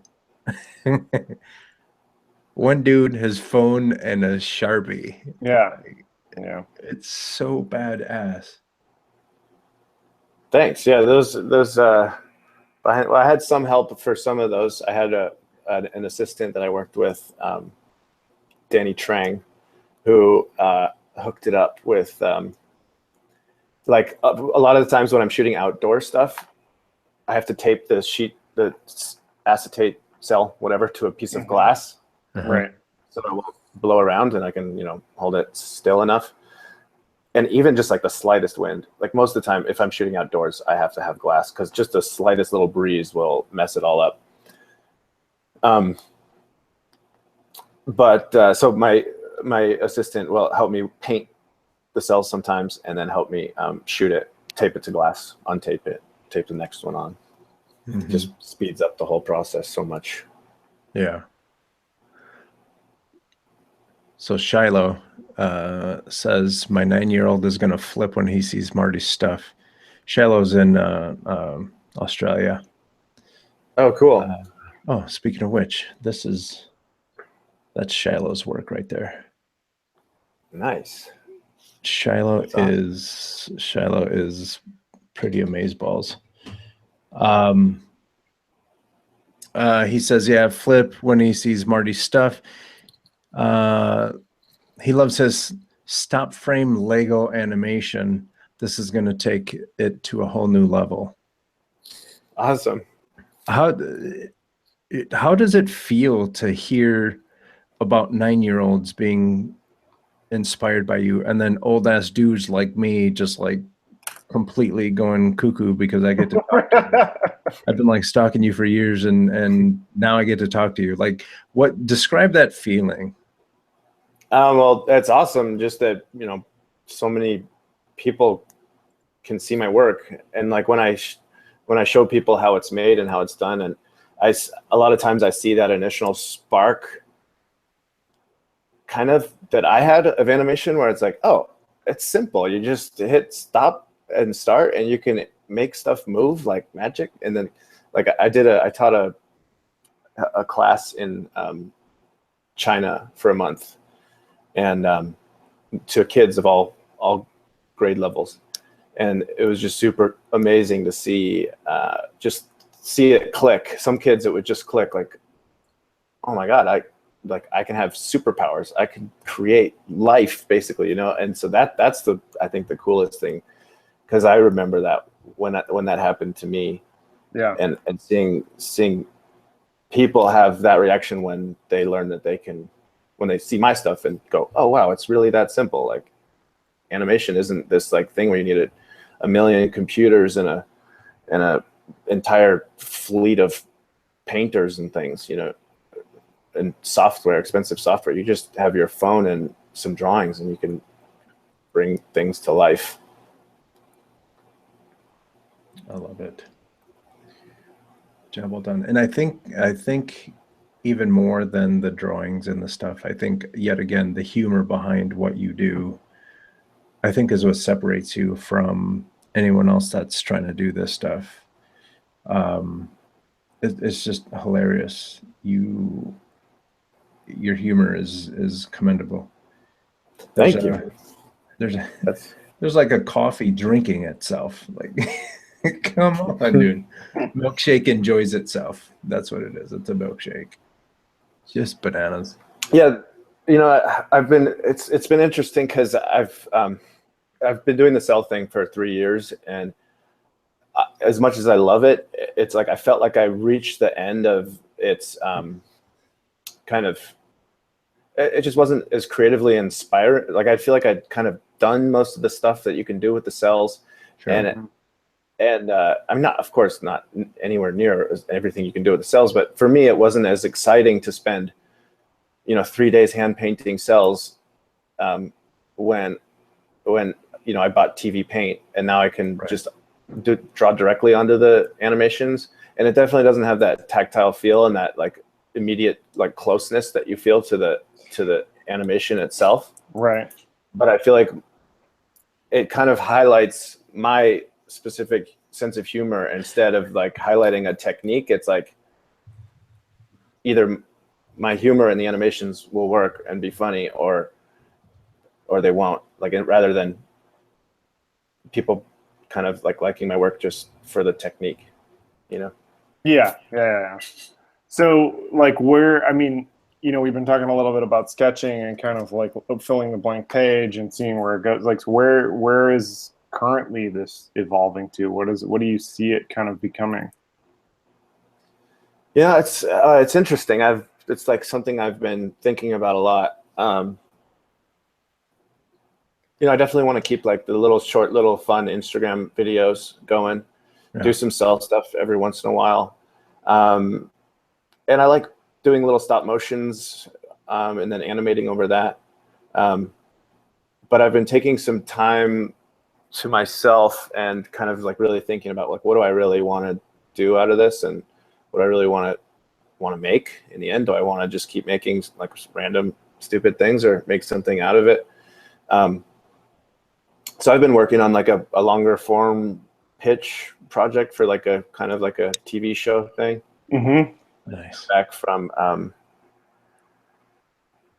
cabin in the woods where I go. I've done a couple trips where I don't bring a phone or a computer or anything. It's just me and my sketchbook for like 5 days, and just hammer out ideas, like brainstorm like crazy, fill out sketchbooks, and kind of just stuck with me and my mind, and it forces me to see what's in there and pull some stuff out, and kind of developed like a basic outline for like a 10 episode series. You have been on TV. I mean, not just commercials, but you have been on a TV show. Mythbusters. Yeah, I did the Mythbusters thing, and I just did a Rick and Morty. There was a Rick and Morty trailer thing before the season 3. Too. Yeah, and then I did another thing for Cartoon Network. But Tested with Adam Savage. That was super fun. He's like the coolest, most down-to-earth dude ever. Really? I mean, just like super nice and crazy talented. When I came in there, I was like, he was very professional. He went through like everything he was going to say in his head, and then he just like he put his hands down on the table, closed his eyes for like 30 seconds, and then did everything first take. Just got it all in his head and just like let it out. It was like the most professional. I mean, he's done like 30 years of Mythbusters, so he was just. It was pretty amazing to see somebody with that much TV experience and so natural at it, and his techniques and stuff to be that professional. But I didn't realize it, but I had to ask him to do some sound effects for the animation that I made. And I asked him to do a second take, and I don't think he liked that here. Yeah. Some stupid kid telling him to do it again. Like, what, perfect isn't good enough for you? Yeah. Hey, Shiloh and Dave, do you guys have anything like Mythbusters or Tested, anything like that down there with you guys? Like, if we say Mythbusters or Tested, does that make any sense to you guys? Let me know. Tested was actually an internet show, so I think everyone's can watch the Tested stuff if you just subscribe to it on YouTube. But those guys are cool. I did a bunch of stuff. I did, I think, 3 animations, like using Adam Savage as a prop. So I got to like animate his head and like stick shit onto his face and stuff like that. It was pretty fun. But yeah, just a super cool dude. Okay. Yeah. Dave said, that they do. All right, cool. I just don't want to. Sometimes I forget that America, that the world doesn't revolve around America. And actually, the Mythbusters thing is, they do get Mythbusters. Okay. But there's some, it's weird. Like when I was traveling in other countries or something, people would just have no idea who Adam Savage is. But then in here, it's like, he's a huge celebrity. One Day Builds. Yeah, those are great. Yeah.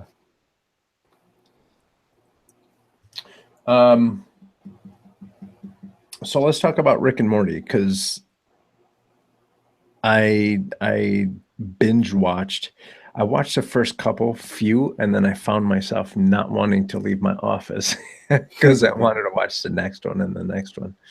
They get really good. Like the first like 3 or 4 are really good, really solid TV shows, but then they really hit their stride and like started getting way out there and crazy into the later episodes. Yeah. And this season it seems like they're really pushing the outer limits of the universe. But it's hilarious. What happened between you and Adult Swim or Cartoon Network? Like, how did that come about? It was actually a guy at Titmouse. They what's it called? Outsourced, whatever. Yeah. Cartoon Network outsourced the creation and direction of this little short film Yeah. thing to Titmouse, director at Titmouse. And so he got a bunch of Instagram animators and like, you know, independent animators to make a little 5-second animation. And each animator was given the last frame of the previous animator's animation. Mm-hmm. So I got the last frame of the guy who did an animation that comes before mine, and just kind of morphed it into a different scenario, a different setting, and then the animator after me did the same thing, and so you end up with this crazy acid trip of different styles morphing in and out, and it's really cool. The end product is amazing. I wasn't sure how it turned out, but I think it's really cool. Did they give you guys any guidance at all, or did they just say Rick and Morty go? They said it has to have Rick and Morty, and it can have any other characters you want. It has to connect to the previous frame, and the premise they gave us is that there's a broken portal gun. Okay. That's it. That's all they said, is there's a broken portal gun. So it could have been anything. So was there like a review process on that? Did they give notes? Was there changes, or was it just kind of like whatever we get is what we're rolling with? I gave them some storyboards, and then they didn't have any notes and just said, go for it.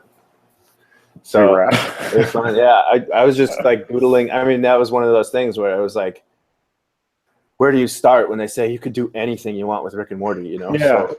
So that was like one of those things where I just started drawing Rick and Morty. Not drawing Rick and Morty, drawing random shapes, random lines, and doing my same sketchbook stuff, and eventually drew like a weird pigeon with Rick as a pigeon. And I'm like, I like that. That's kind of funny, Pigeon Rick. I'll do something with Pigeon Rick. Pigeon Rick. So that's kind of how I came up with my little segment. With and your storyboarding skills came in super handy.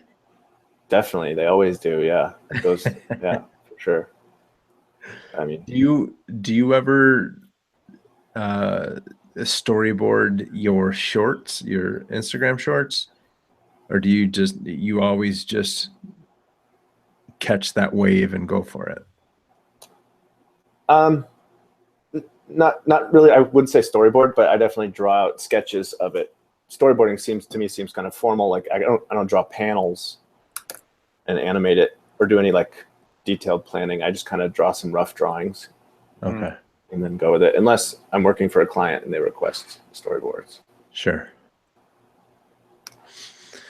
And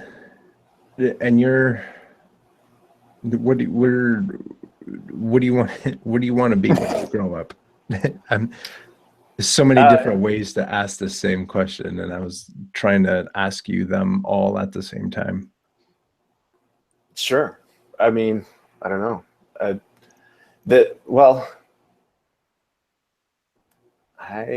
would be happy just doing this.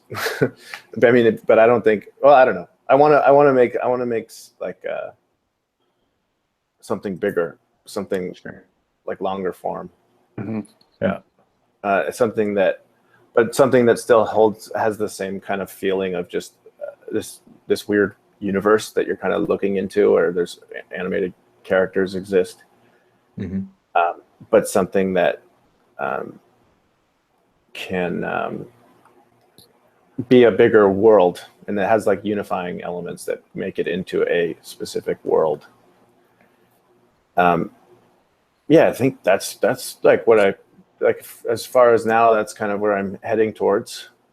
Yeah. But when I grow up, I don't know if I'll ever grow up. I've given up. I know I'm not going to. Yeah. I know I'm not going to. People are like, how old are you? I'm like, shut up.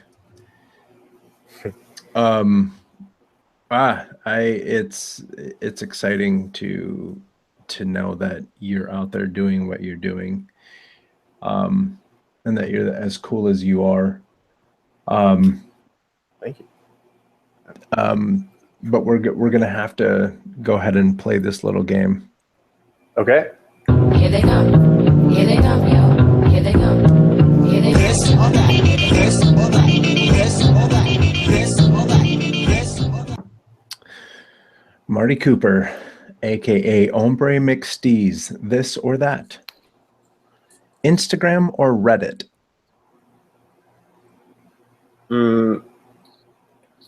Well,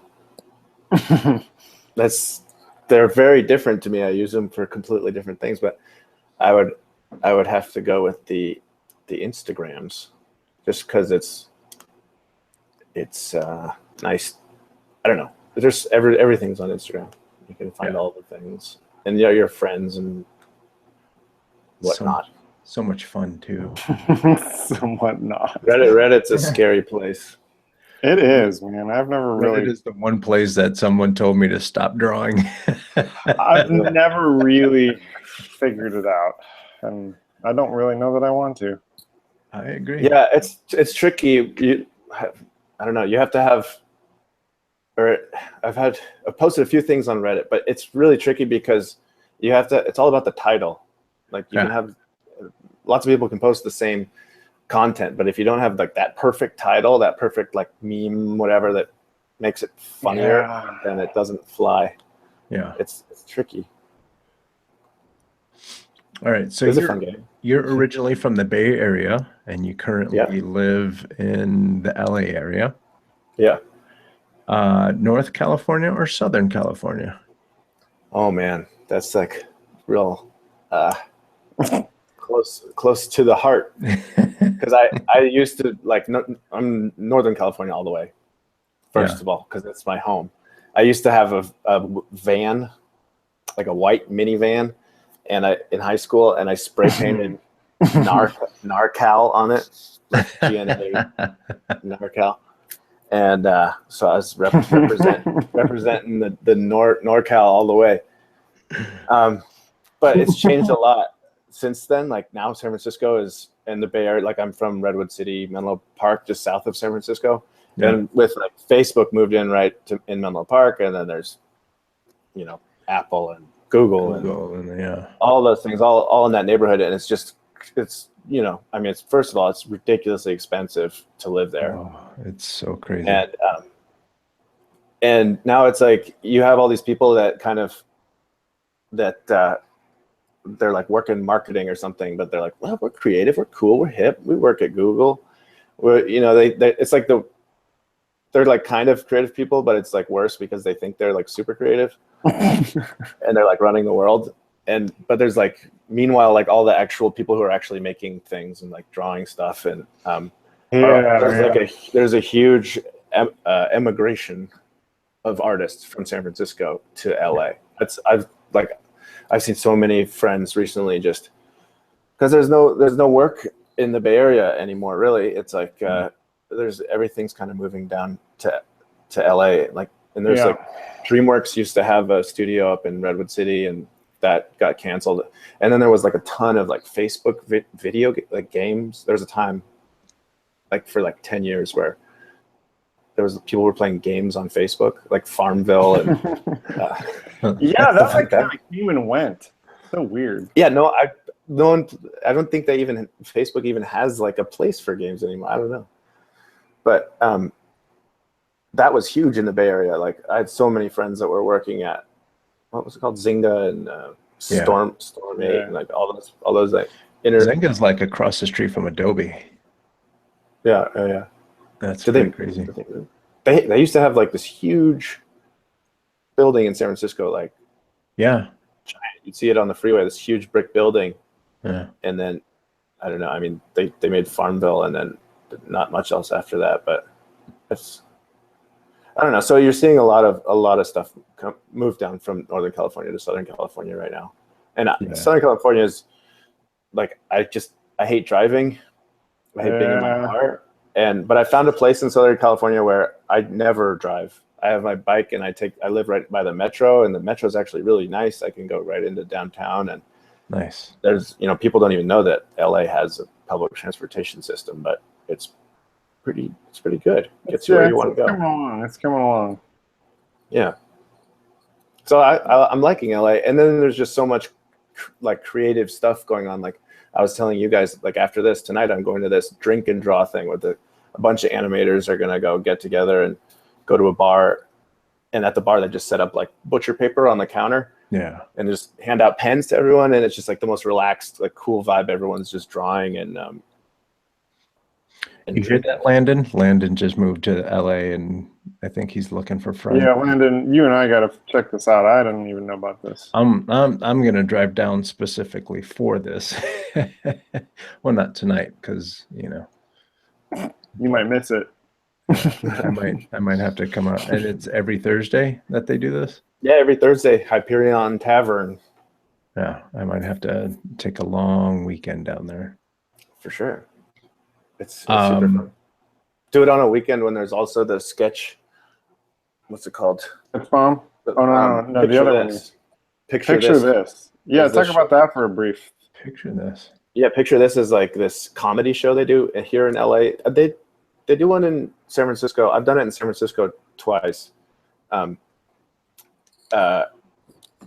they have comedians, like really good, really like, some well-known comedians do a little bit on stage, and then they have a projector and a Cintiq where an artist will draw cartoons behind them. So the comedian is doing their bits or whatever, and the animator behind them is drawing, like trying to illustrate their bit, and then the comedian and the animator like riff off stuff together, and they joke about things, and it's super fun. It's really funny, and like there's a lot of like boobs and dicks being drawn and stuff like that. But it's pretty wild, and having done that before or twice before, it's the most intense drawing experience ever. To be like bouncing ideas off a comedian live, and they're so fast and smart and funny, and trying to keep up with them, and like you're in front of a live audience is like, after doing that, like any other drawing thing is just easy. Real quick, what was that drinking? The drink and draw is called Sketch Party. They have an Instagram. So Landon, find them. Find them on Instagram. We will also drop it in the show notes. Yeah, super fun. Super chill. Ken Garduno runs it. And it's that's a really good lesson for folks that might feel that stifleness or lack of inspiration. Get out there and find these kinds of groups, because there's creative people that are looking for other creative people so they can hang out and go be creative together, Totally. And this one specifically, before I went to this one, I was really nervous. Like, I'm not the most social guy at all. And I was like super nervous. Oh God, they're going to look at my drawings. Like, everyone's going to be all, competing judgy. over judgy. But everyone there is just like me, they're all like awkward artist people. And it was like least judgy, like coolest thing. I'm so glad I went, because I didn't want to go at first, and now I go every week. So it's really fun. Nice. Do you ever just draw a 7-Up logo and be like, 7-Up, bitch? All the time, every day when I wake up in the morning. Stupid. All right, since you started with a stack of vellum and your phone, do you carry around an Apple or an Android? I've always had an iPhone.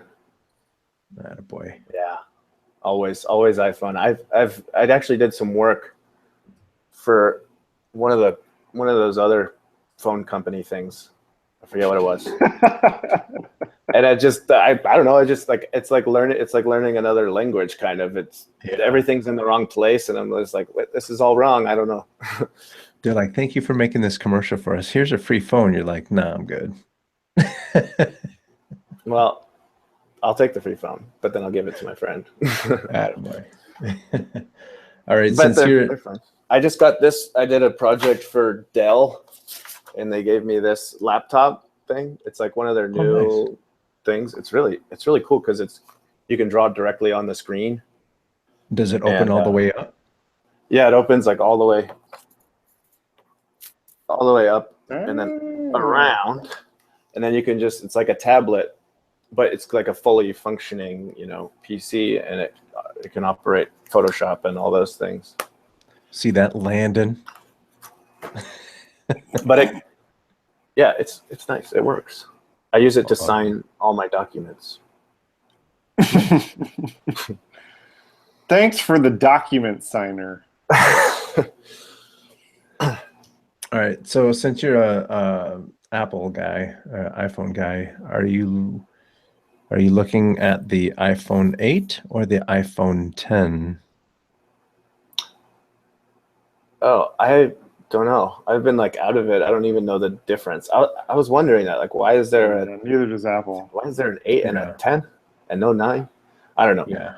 I don't know the difference. I think I'm not like hyped on the Apple train or whatever. Like Yeah. I actually kind of regret going to the 6. I have a 6 now because it's just too big, and Yeah. oops. I don't know. It's just awkwardly big. Like I can't use my one hand to the like plus push all the plus. Yeah. It's not the plus, but it's the whatever. I don't know. Just I kind of like the size of the, what was it, the 5, I think, better. I would be happy to just stay with that. But the camera's better, which is nice. Yeah. I'm at that point now where the iPad and the pencil are so useful that I have my phone for Instagram and Candy Crush. I could delete probably everything else and be fine. Yeah. But yeah, like the iPhone 8 is basically just an upgraded 7. It still has the thumbprint reader and the better camera and stuff like that. But the 10 has the facial recognition stuff. So you don't need your thumbprint anymore. It just takes a scan of your face. Gives you retinal cancer. That's so pointless to me. That this Dell thing does that too. And it's like half the time it doesn't get it and I have to put in my password. And my phone doesn't even have, I don't even have a lock. It's it's locked, but I don't have it password protected. Yeah. It's like, who's gonna go in my phone? I don't know. I always know where my phone is at all times. If it's not in my pocket, someone's gonna go in there and like text message themselves all those your little animations and stuff. All the screens. Well, it would take them a while. I think I'd see them. All right, last one. Virtual reality or augmented reality? Augmented reality all the way. No, I've actually never even put on one of those headsets. No. I'm very technologically kind of slow. I still have. Landon said, sad face. I thought we were done hearing about Carlos's Candy Crush. Candy Crush. Hey, they're hiring. Are they? Yeah, King. They're hiring. You could make Candy Crush your career for the rest of your life. And then I'm going to take a selfie in front of the King sign there and send it directly to Landon and be like, haha. Is this something you discuss on the show for hours on Yeah, we used to have Candy Crush updates. Yeah, we don't do those anymore. I got yelled at. It's a good game, though. It's a good game. All right, here we go. All right. Let that sit for a while. All right, so that was that. Thank you for playing this or that. That's a fun game. Wait, I'll be back. While he's doing that, I'm going to go ahead and look over here. Okay, sorry. Man, it takes a while. All right, I have to claim my reward. For what? Candy Crush. I just wanted it because Stop it. I figured everyone wanted to know. Oh man, where's the number? Gotta get the party started. Yeah. Before the cheers. Nice. See, he found inspiration. Speaking Yeah. of which, it's time for artist inspiration.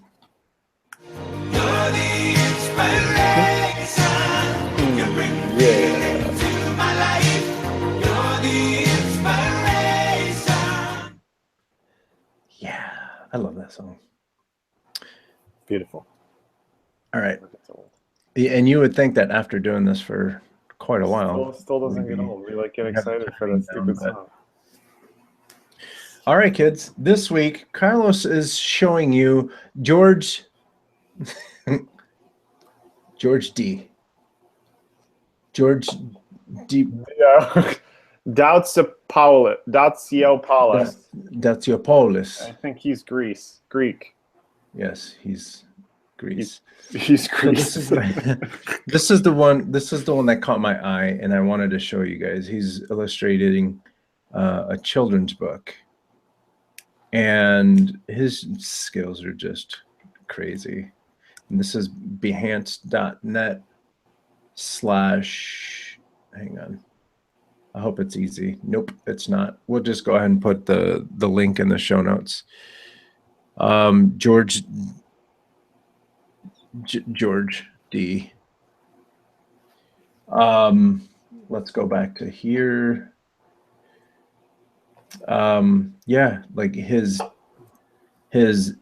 drawings are nice. His poses are nice. His painting is nice. Expressions are nice. Look at this bear getting down on this honey. Winnie the Who?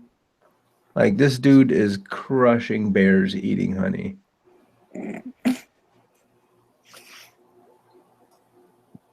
I believe this is all done in Photoshop too. But yeah, Like Photoshop version 2. Photoshop as well. Little girl got stung by a bee. Why are you picking up a bee, dumbass? See. Yeah, I like it. It's like almost caricature style, but without being grotesque. Yeah. It's just really cool.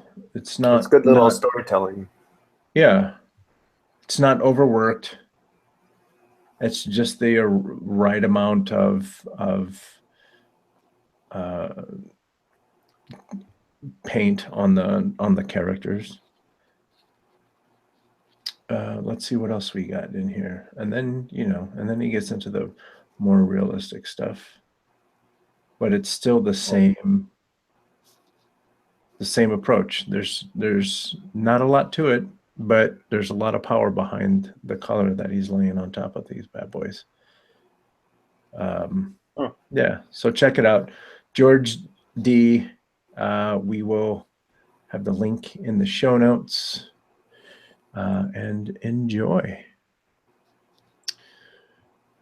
Jack, do you have anyone to share? I do. And since Charles is not here, I'm going to do an environment artist. Charlie. Oh, for the record, Charlie went to an open house for our friends over at CG Cookie. Wes Burke and his team, they're running cgcookie.com, and they had an open house. So I'm sure we're going to hear all about it next week when Charlie is back, but that's where he is. And Candy Crush level 2244. For those of you guys that wanted to know. 2244. So my inspiration artist, Candy Crush. Alejandro Diaz. He's at alejo-diaz.tumblr.com. We'll drop it in the show notes. So although I said I was going to do an environment artist, he's got some life drawings up front. But the stuff I'm digging, he's doing these little layout environments. Hang on, let me see if I can zoom in on this, because he's got them not clickable. You don't want people stealing his stuff. Really nice atmosphere and color depth, but I always just get a kick out of these like silly kind of architectural style drawings, especially when they got a little cartoony flair to them. Yeah, I agree. There's something cool about that. I dig it. George's, or what's his name? What did I forget already? Yeah. George's characters would live in that environment very happily. Yeah, I could see that. And then he's realistic cartoon. yeah. And he's got a really good sense of like color and light, which, you know, I don't really do color, so I'm always enamored by folks who just have that down. Where does this guy work? It said he was at Oriental DreamWorks at the top, but as far as I know, that studio doesn't exactly exist anymore. So either he hasn't updated his page or he knows something I don't know. A lot of those tumblers, it seems like people aren't tumbulating as much as they used to. Yeah, I mean, this is 2015. I don't think he's tumbling much anymore. Yeah. I'm sure he's got mostly gone to Instagram. Yeah, I'm sure he's got a page elsewhere, but this is where I found him. It's in my bookmarks, so check him out. He's got some good character stuff too, and he's worked on a couple of pretty good sized projects. Just nice, good stuff. So that's Alejandro Diaz. That's great. That's awesome. Very nice. Thank you, sir. Hey, Marty, is there anyone you would like to share? Yeah, I have some friends and things on Instagram that have been inspiring me lately, but I wanted to show are you guys familiar with the Society of Illustrators books? Yeah. This is like my favorite thing. These giant, every year they make a Society of Illustrators, what is it called? Annual thing of American illustration. It's this fat book. And it's like the best thing to have if you're working on a creative or like an animation project or a viz dev project or any like graphic design project where you need to find some kind of style inspiration. And it's cool because you can just flip through it and there's just so many different styles and so many different things, and you can just kind of be like, oh, what if I did, like if you're making a poster or something, you'd be like, what if I did it in that, something like that? What if I did it like that? It just instantly you start to see all these completely different styles. Whereas like nowadays it's easy to, you've got your related artists on Instagram and you get under these like wormholes of like seeing the same exact artist's artwork all the time in the same styles. And this is just so cool to have just one or two of these books in your bookshelf so you can just find random artwork that you would never think of like looking up in a million years, and and then the next page is something just completely different. It's old school, but I want to shout out. I like those anthologies. There's what's the other one that there was a whole series called Out of Picture. That was kind of the same premise. I mean, those are really nice because those are just more like anthologies of just collections of random artists and random illustrations. Out of Picture did that, but the premise was each artist kind of told a short story, but they only get like 2 or 3 pages out of the book. But it's just really cool to kind of thumb through and you just see all these varying styles and kind of moods and feels that it generates. Yeah, there's some out there things like this. Whoops. Can you see that? Whoops. Yeah, Oh, kind of. Yeah. I don't know, just things like, I feel like a lot of times, like in the animation industry especially, everyone's got the art of books and the the same kind of source material, and then it kind of, you end up in like a feedback loop where people are kind of doing the copying people who are copying people.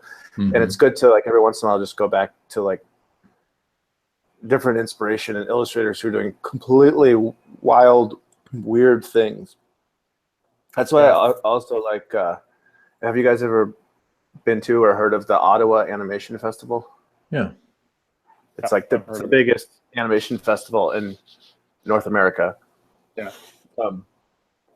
But it's so weird to go to that because you'll go to one of those like international animation showcases or screenings, and you just see the weirdest animations, like stuff that you would never ever think of animating. And you know, after a week of that, it's overload of all these just bizarre. Like some of them are so hard to watch. You have to sit there for like 5 minutes watching some like macaroni spin around in a circle or something, like just weird stuff. But but that kind of stuff is like makes you think like, oh yeah, like, animation is this limitless thing. Like it doesn't have to be a character doing something, you know. I don't know. It's just inspiring to go to places like that are just totally off the, you know, not getting inspired by things that aren't the things that we see every day like on TV and stuff like that. Yeah, I think, I mean, for as amazing as Instagram and Facebook and all that stuff is, it does tend to create the kind of echo chamber feedback loop because it's all these algorithms are trying to, it's funny, they're like kind of working against themselves to some degree. You know, they're trying to find things that are similar to what you've looked at before, and you end up getting in these little like rabbit holes where it's like all you ever see is the same type of thing. And yeah, it's true. I didn't really think about it until now. It's like the same thing that's in like politics and everything. Yeah, social media echo chambers is kind of happening. Yeah, with everything and with art also. It really is. It really is. And I think the big studios obviously have fallen victim to that. But I think now even more so, like individual artists, it's kind of, there's a lot of like homogenous artwork out there, and because people just kind of are pulling from all the other styles out there, and it's hard to find that really weird original stuff. So events like that and little anthologies and collections that really, you know, curate this weird stuff, I think are really valuable. Like you said, it's a good reminder of like what it can be. Yeah. Not to mention, you could just be sitting around and pick that book up and flip through the pages. Yeah. There's not a lot to it to access world-class talent. Yeah, you don't have to know a keyword to search to find it. It's just there. Yeah, no hashtags here. Yeah. It's a glossary. Just relax. Take a look. Yeah. The other thing I wanted to kind of, let's see, what else inspires me? I'll give a couple Instagram accounts. Yeah. We could load them up on our side too if you want to. Sure, yeah. The first one that I think is really funny, it's not really an animation or illustration thing. It's this guy, Obvious Plant. He just takes, he makes signs and then puts them in like restaurants and cafes and stores and things like that. But they're like fake signs, and they're just like so, what's the word? Like just out of left field. Yeah, they're really absurd. Are you super absurd? You gonna share? Oh, you got it shared. Yeah. So if you're listening on iTunes, it's a poster of Mike Tyson, and it says, "Where are they now? Mike Tyson is currently chasing a pigeon that stole his Wendy's chicken nugget." I mean, they get really just bizarre. Did you know life is just the larval phase before we transform into kick-ass ghosts? But he puts these signs up like this was at a smoothie place or something. Oh my God. It's disgusting. It's a window sticker, and it says iced gravy. Summer meets autumn. This icy treat made with real gravy and 100% cane sugar.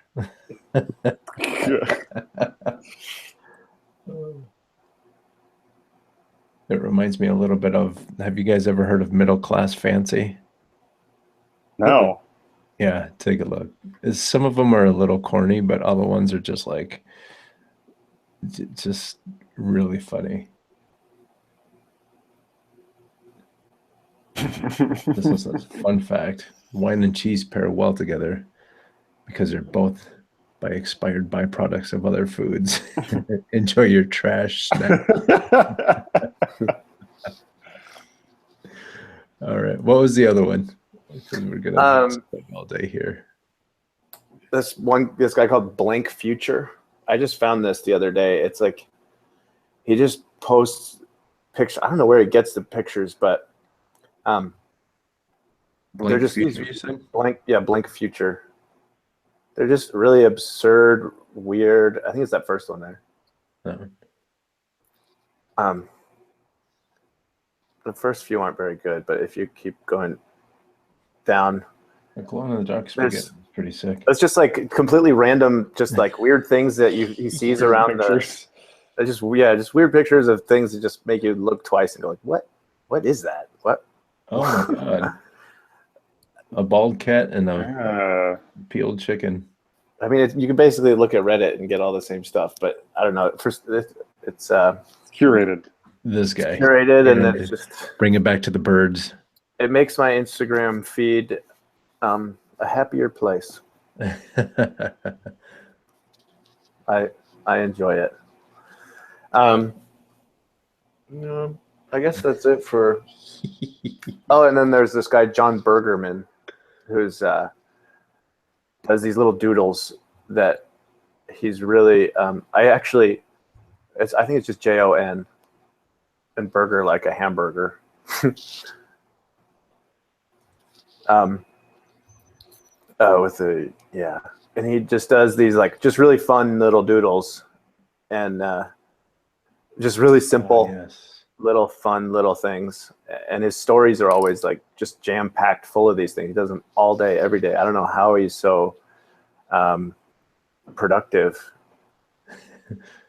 but it's just goofy, fun little smiley faces on things and goofy little characters and things.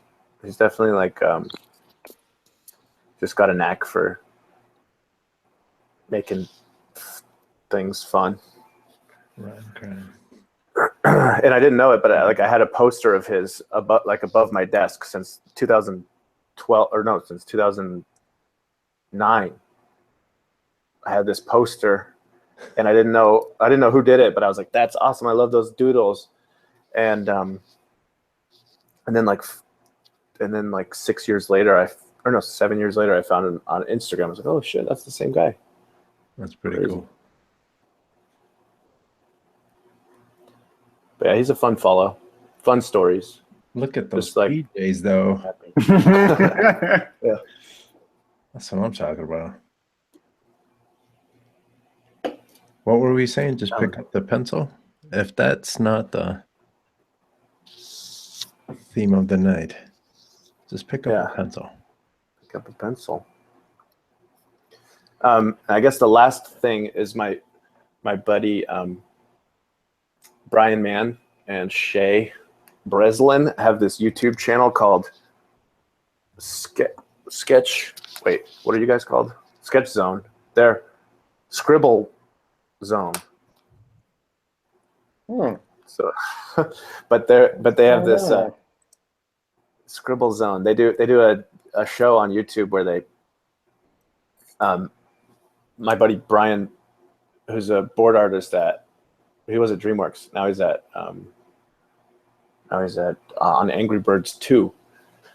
But he'll just start scribbling something random, and then Shay will start to riff off of what he's drawing and be like, "Oh, what if that was like a weird bunny or something?"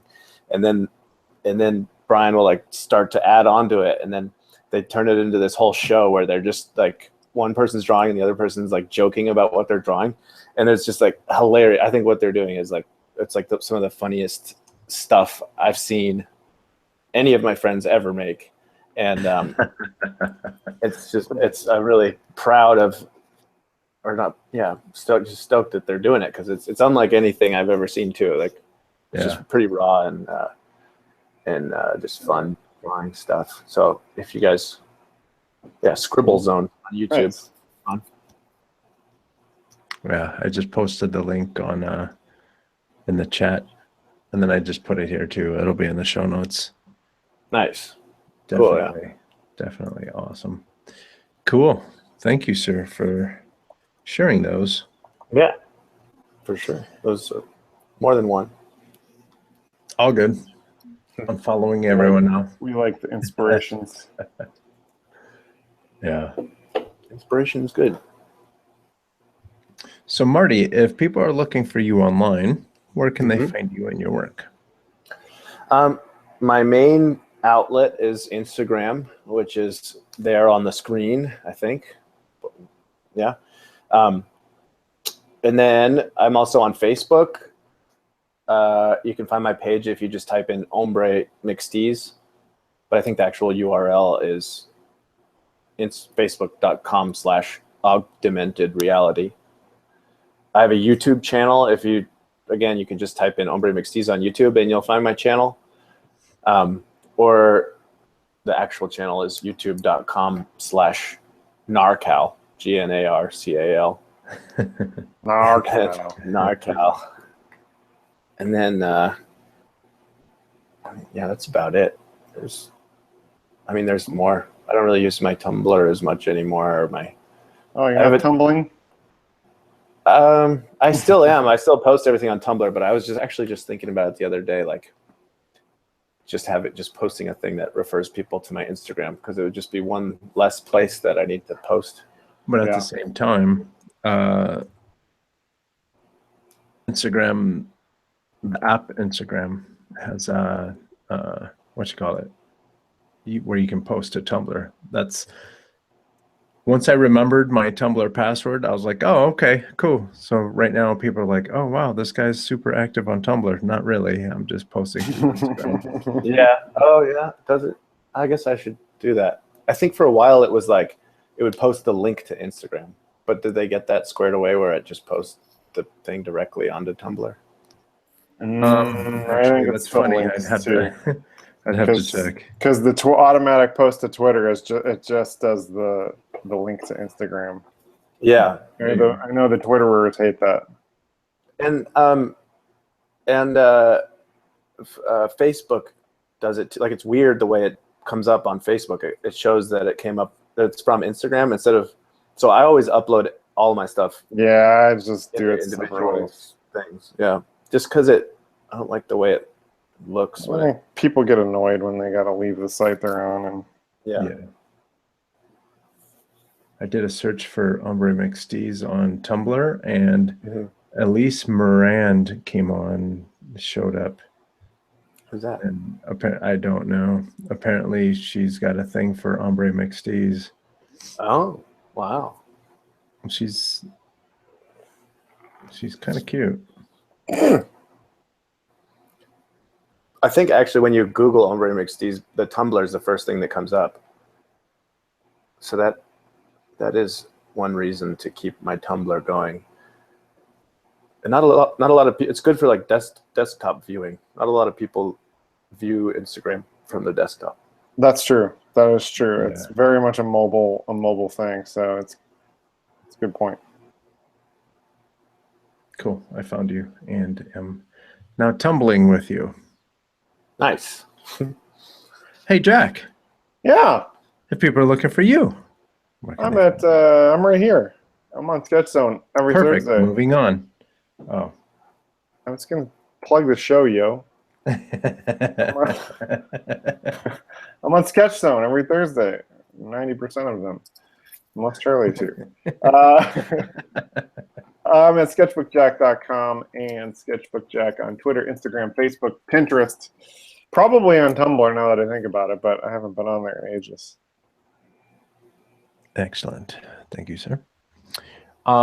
Quick little shout out to everyone in the chat room. Landon. Yeah. Dave, Some active stuff today. Shiloh, my man. I'm telling you, Shiloh. When I grow up, I want to be Shiloh. Yeah, and also a common friend of Marty and mine, Mr. Greg. I'm going to leave his last name out of it, but it's because of Greg that Marty and I connected. And that's a wonderful, wonderful thing. Shout out to Greg. Shout out to They're Greg. out there. Yeah, and with Marty's that like, said, "Who's Greg?" damn you, Greg. No, this has been super fun. I'm envious you guys get to do this, shoot the shit every Thursday, and Be careful. We will call you up. We're every gonna week. make you come back. definitely down. We should do a live one we should do it live from the sketch. Yeah, that's a great idea. Party. That's a From the great sketch idea. panel. Ask them if that's possible, and I'll come down. Okay, I will. Yeah. Yeah. Find out. And then, that would be phenomenal. Because then we would have just an incredible amount of artists that we can harass and Totally. talk to. Awesome. Yeah, that would be fun. Ah, yes. Oh, hey, if you're looking for me, coconutjustice.com. Coconut Justice everywhere else. Bring those coconuts, Justice. Bring them. This has been Sketchzone. You can go to sketch.zone, and there we have links to everywhere. We're on Facebook, Instagram, Pinterest, maybe not Pinterest, but we're everywhere. iTunes, all them good things. Hey, if you're watching on YouTube, go ahead and click the subscribe button, because that helps us out quite a bit. I think that's it. Yeah. Check us out. We try to be here every week, and we try to talk to really cool people like Marty. We talk all that creative stuff. With that being said, y'all, have a good week. Thanks, y'all. Thanks for listening.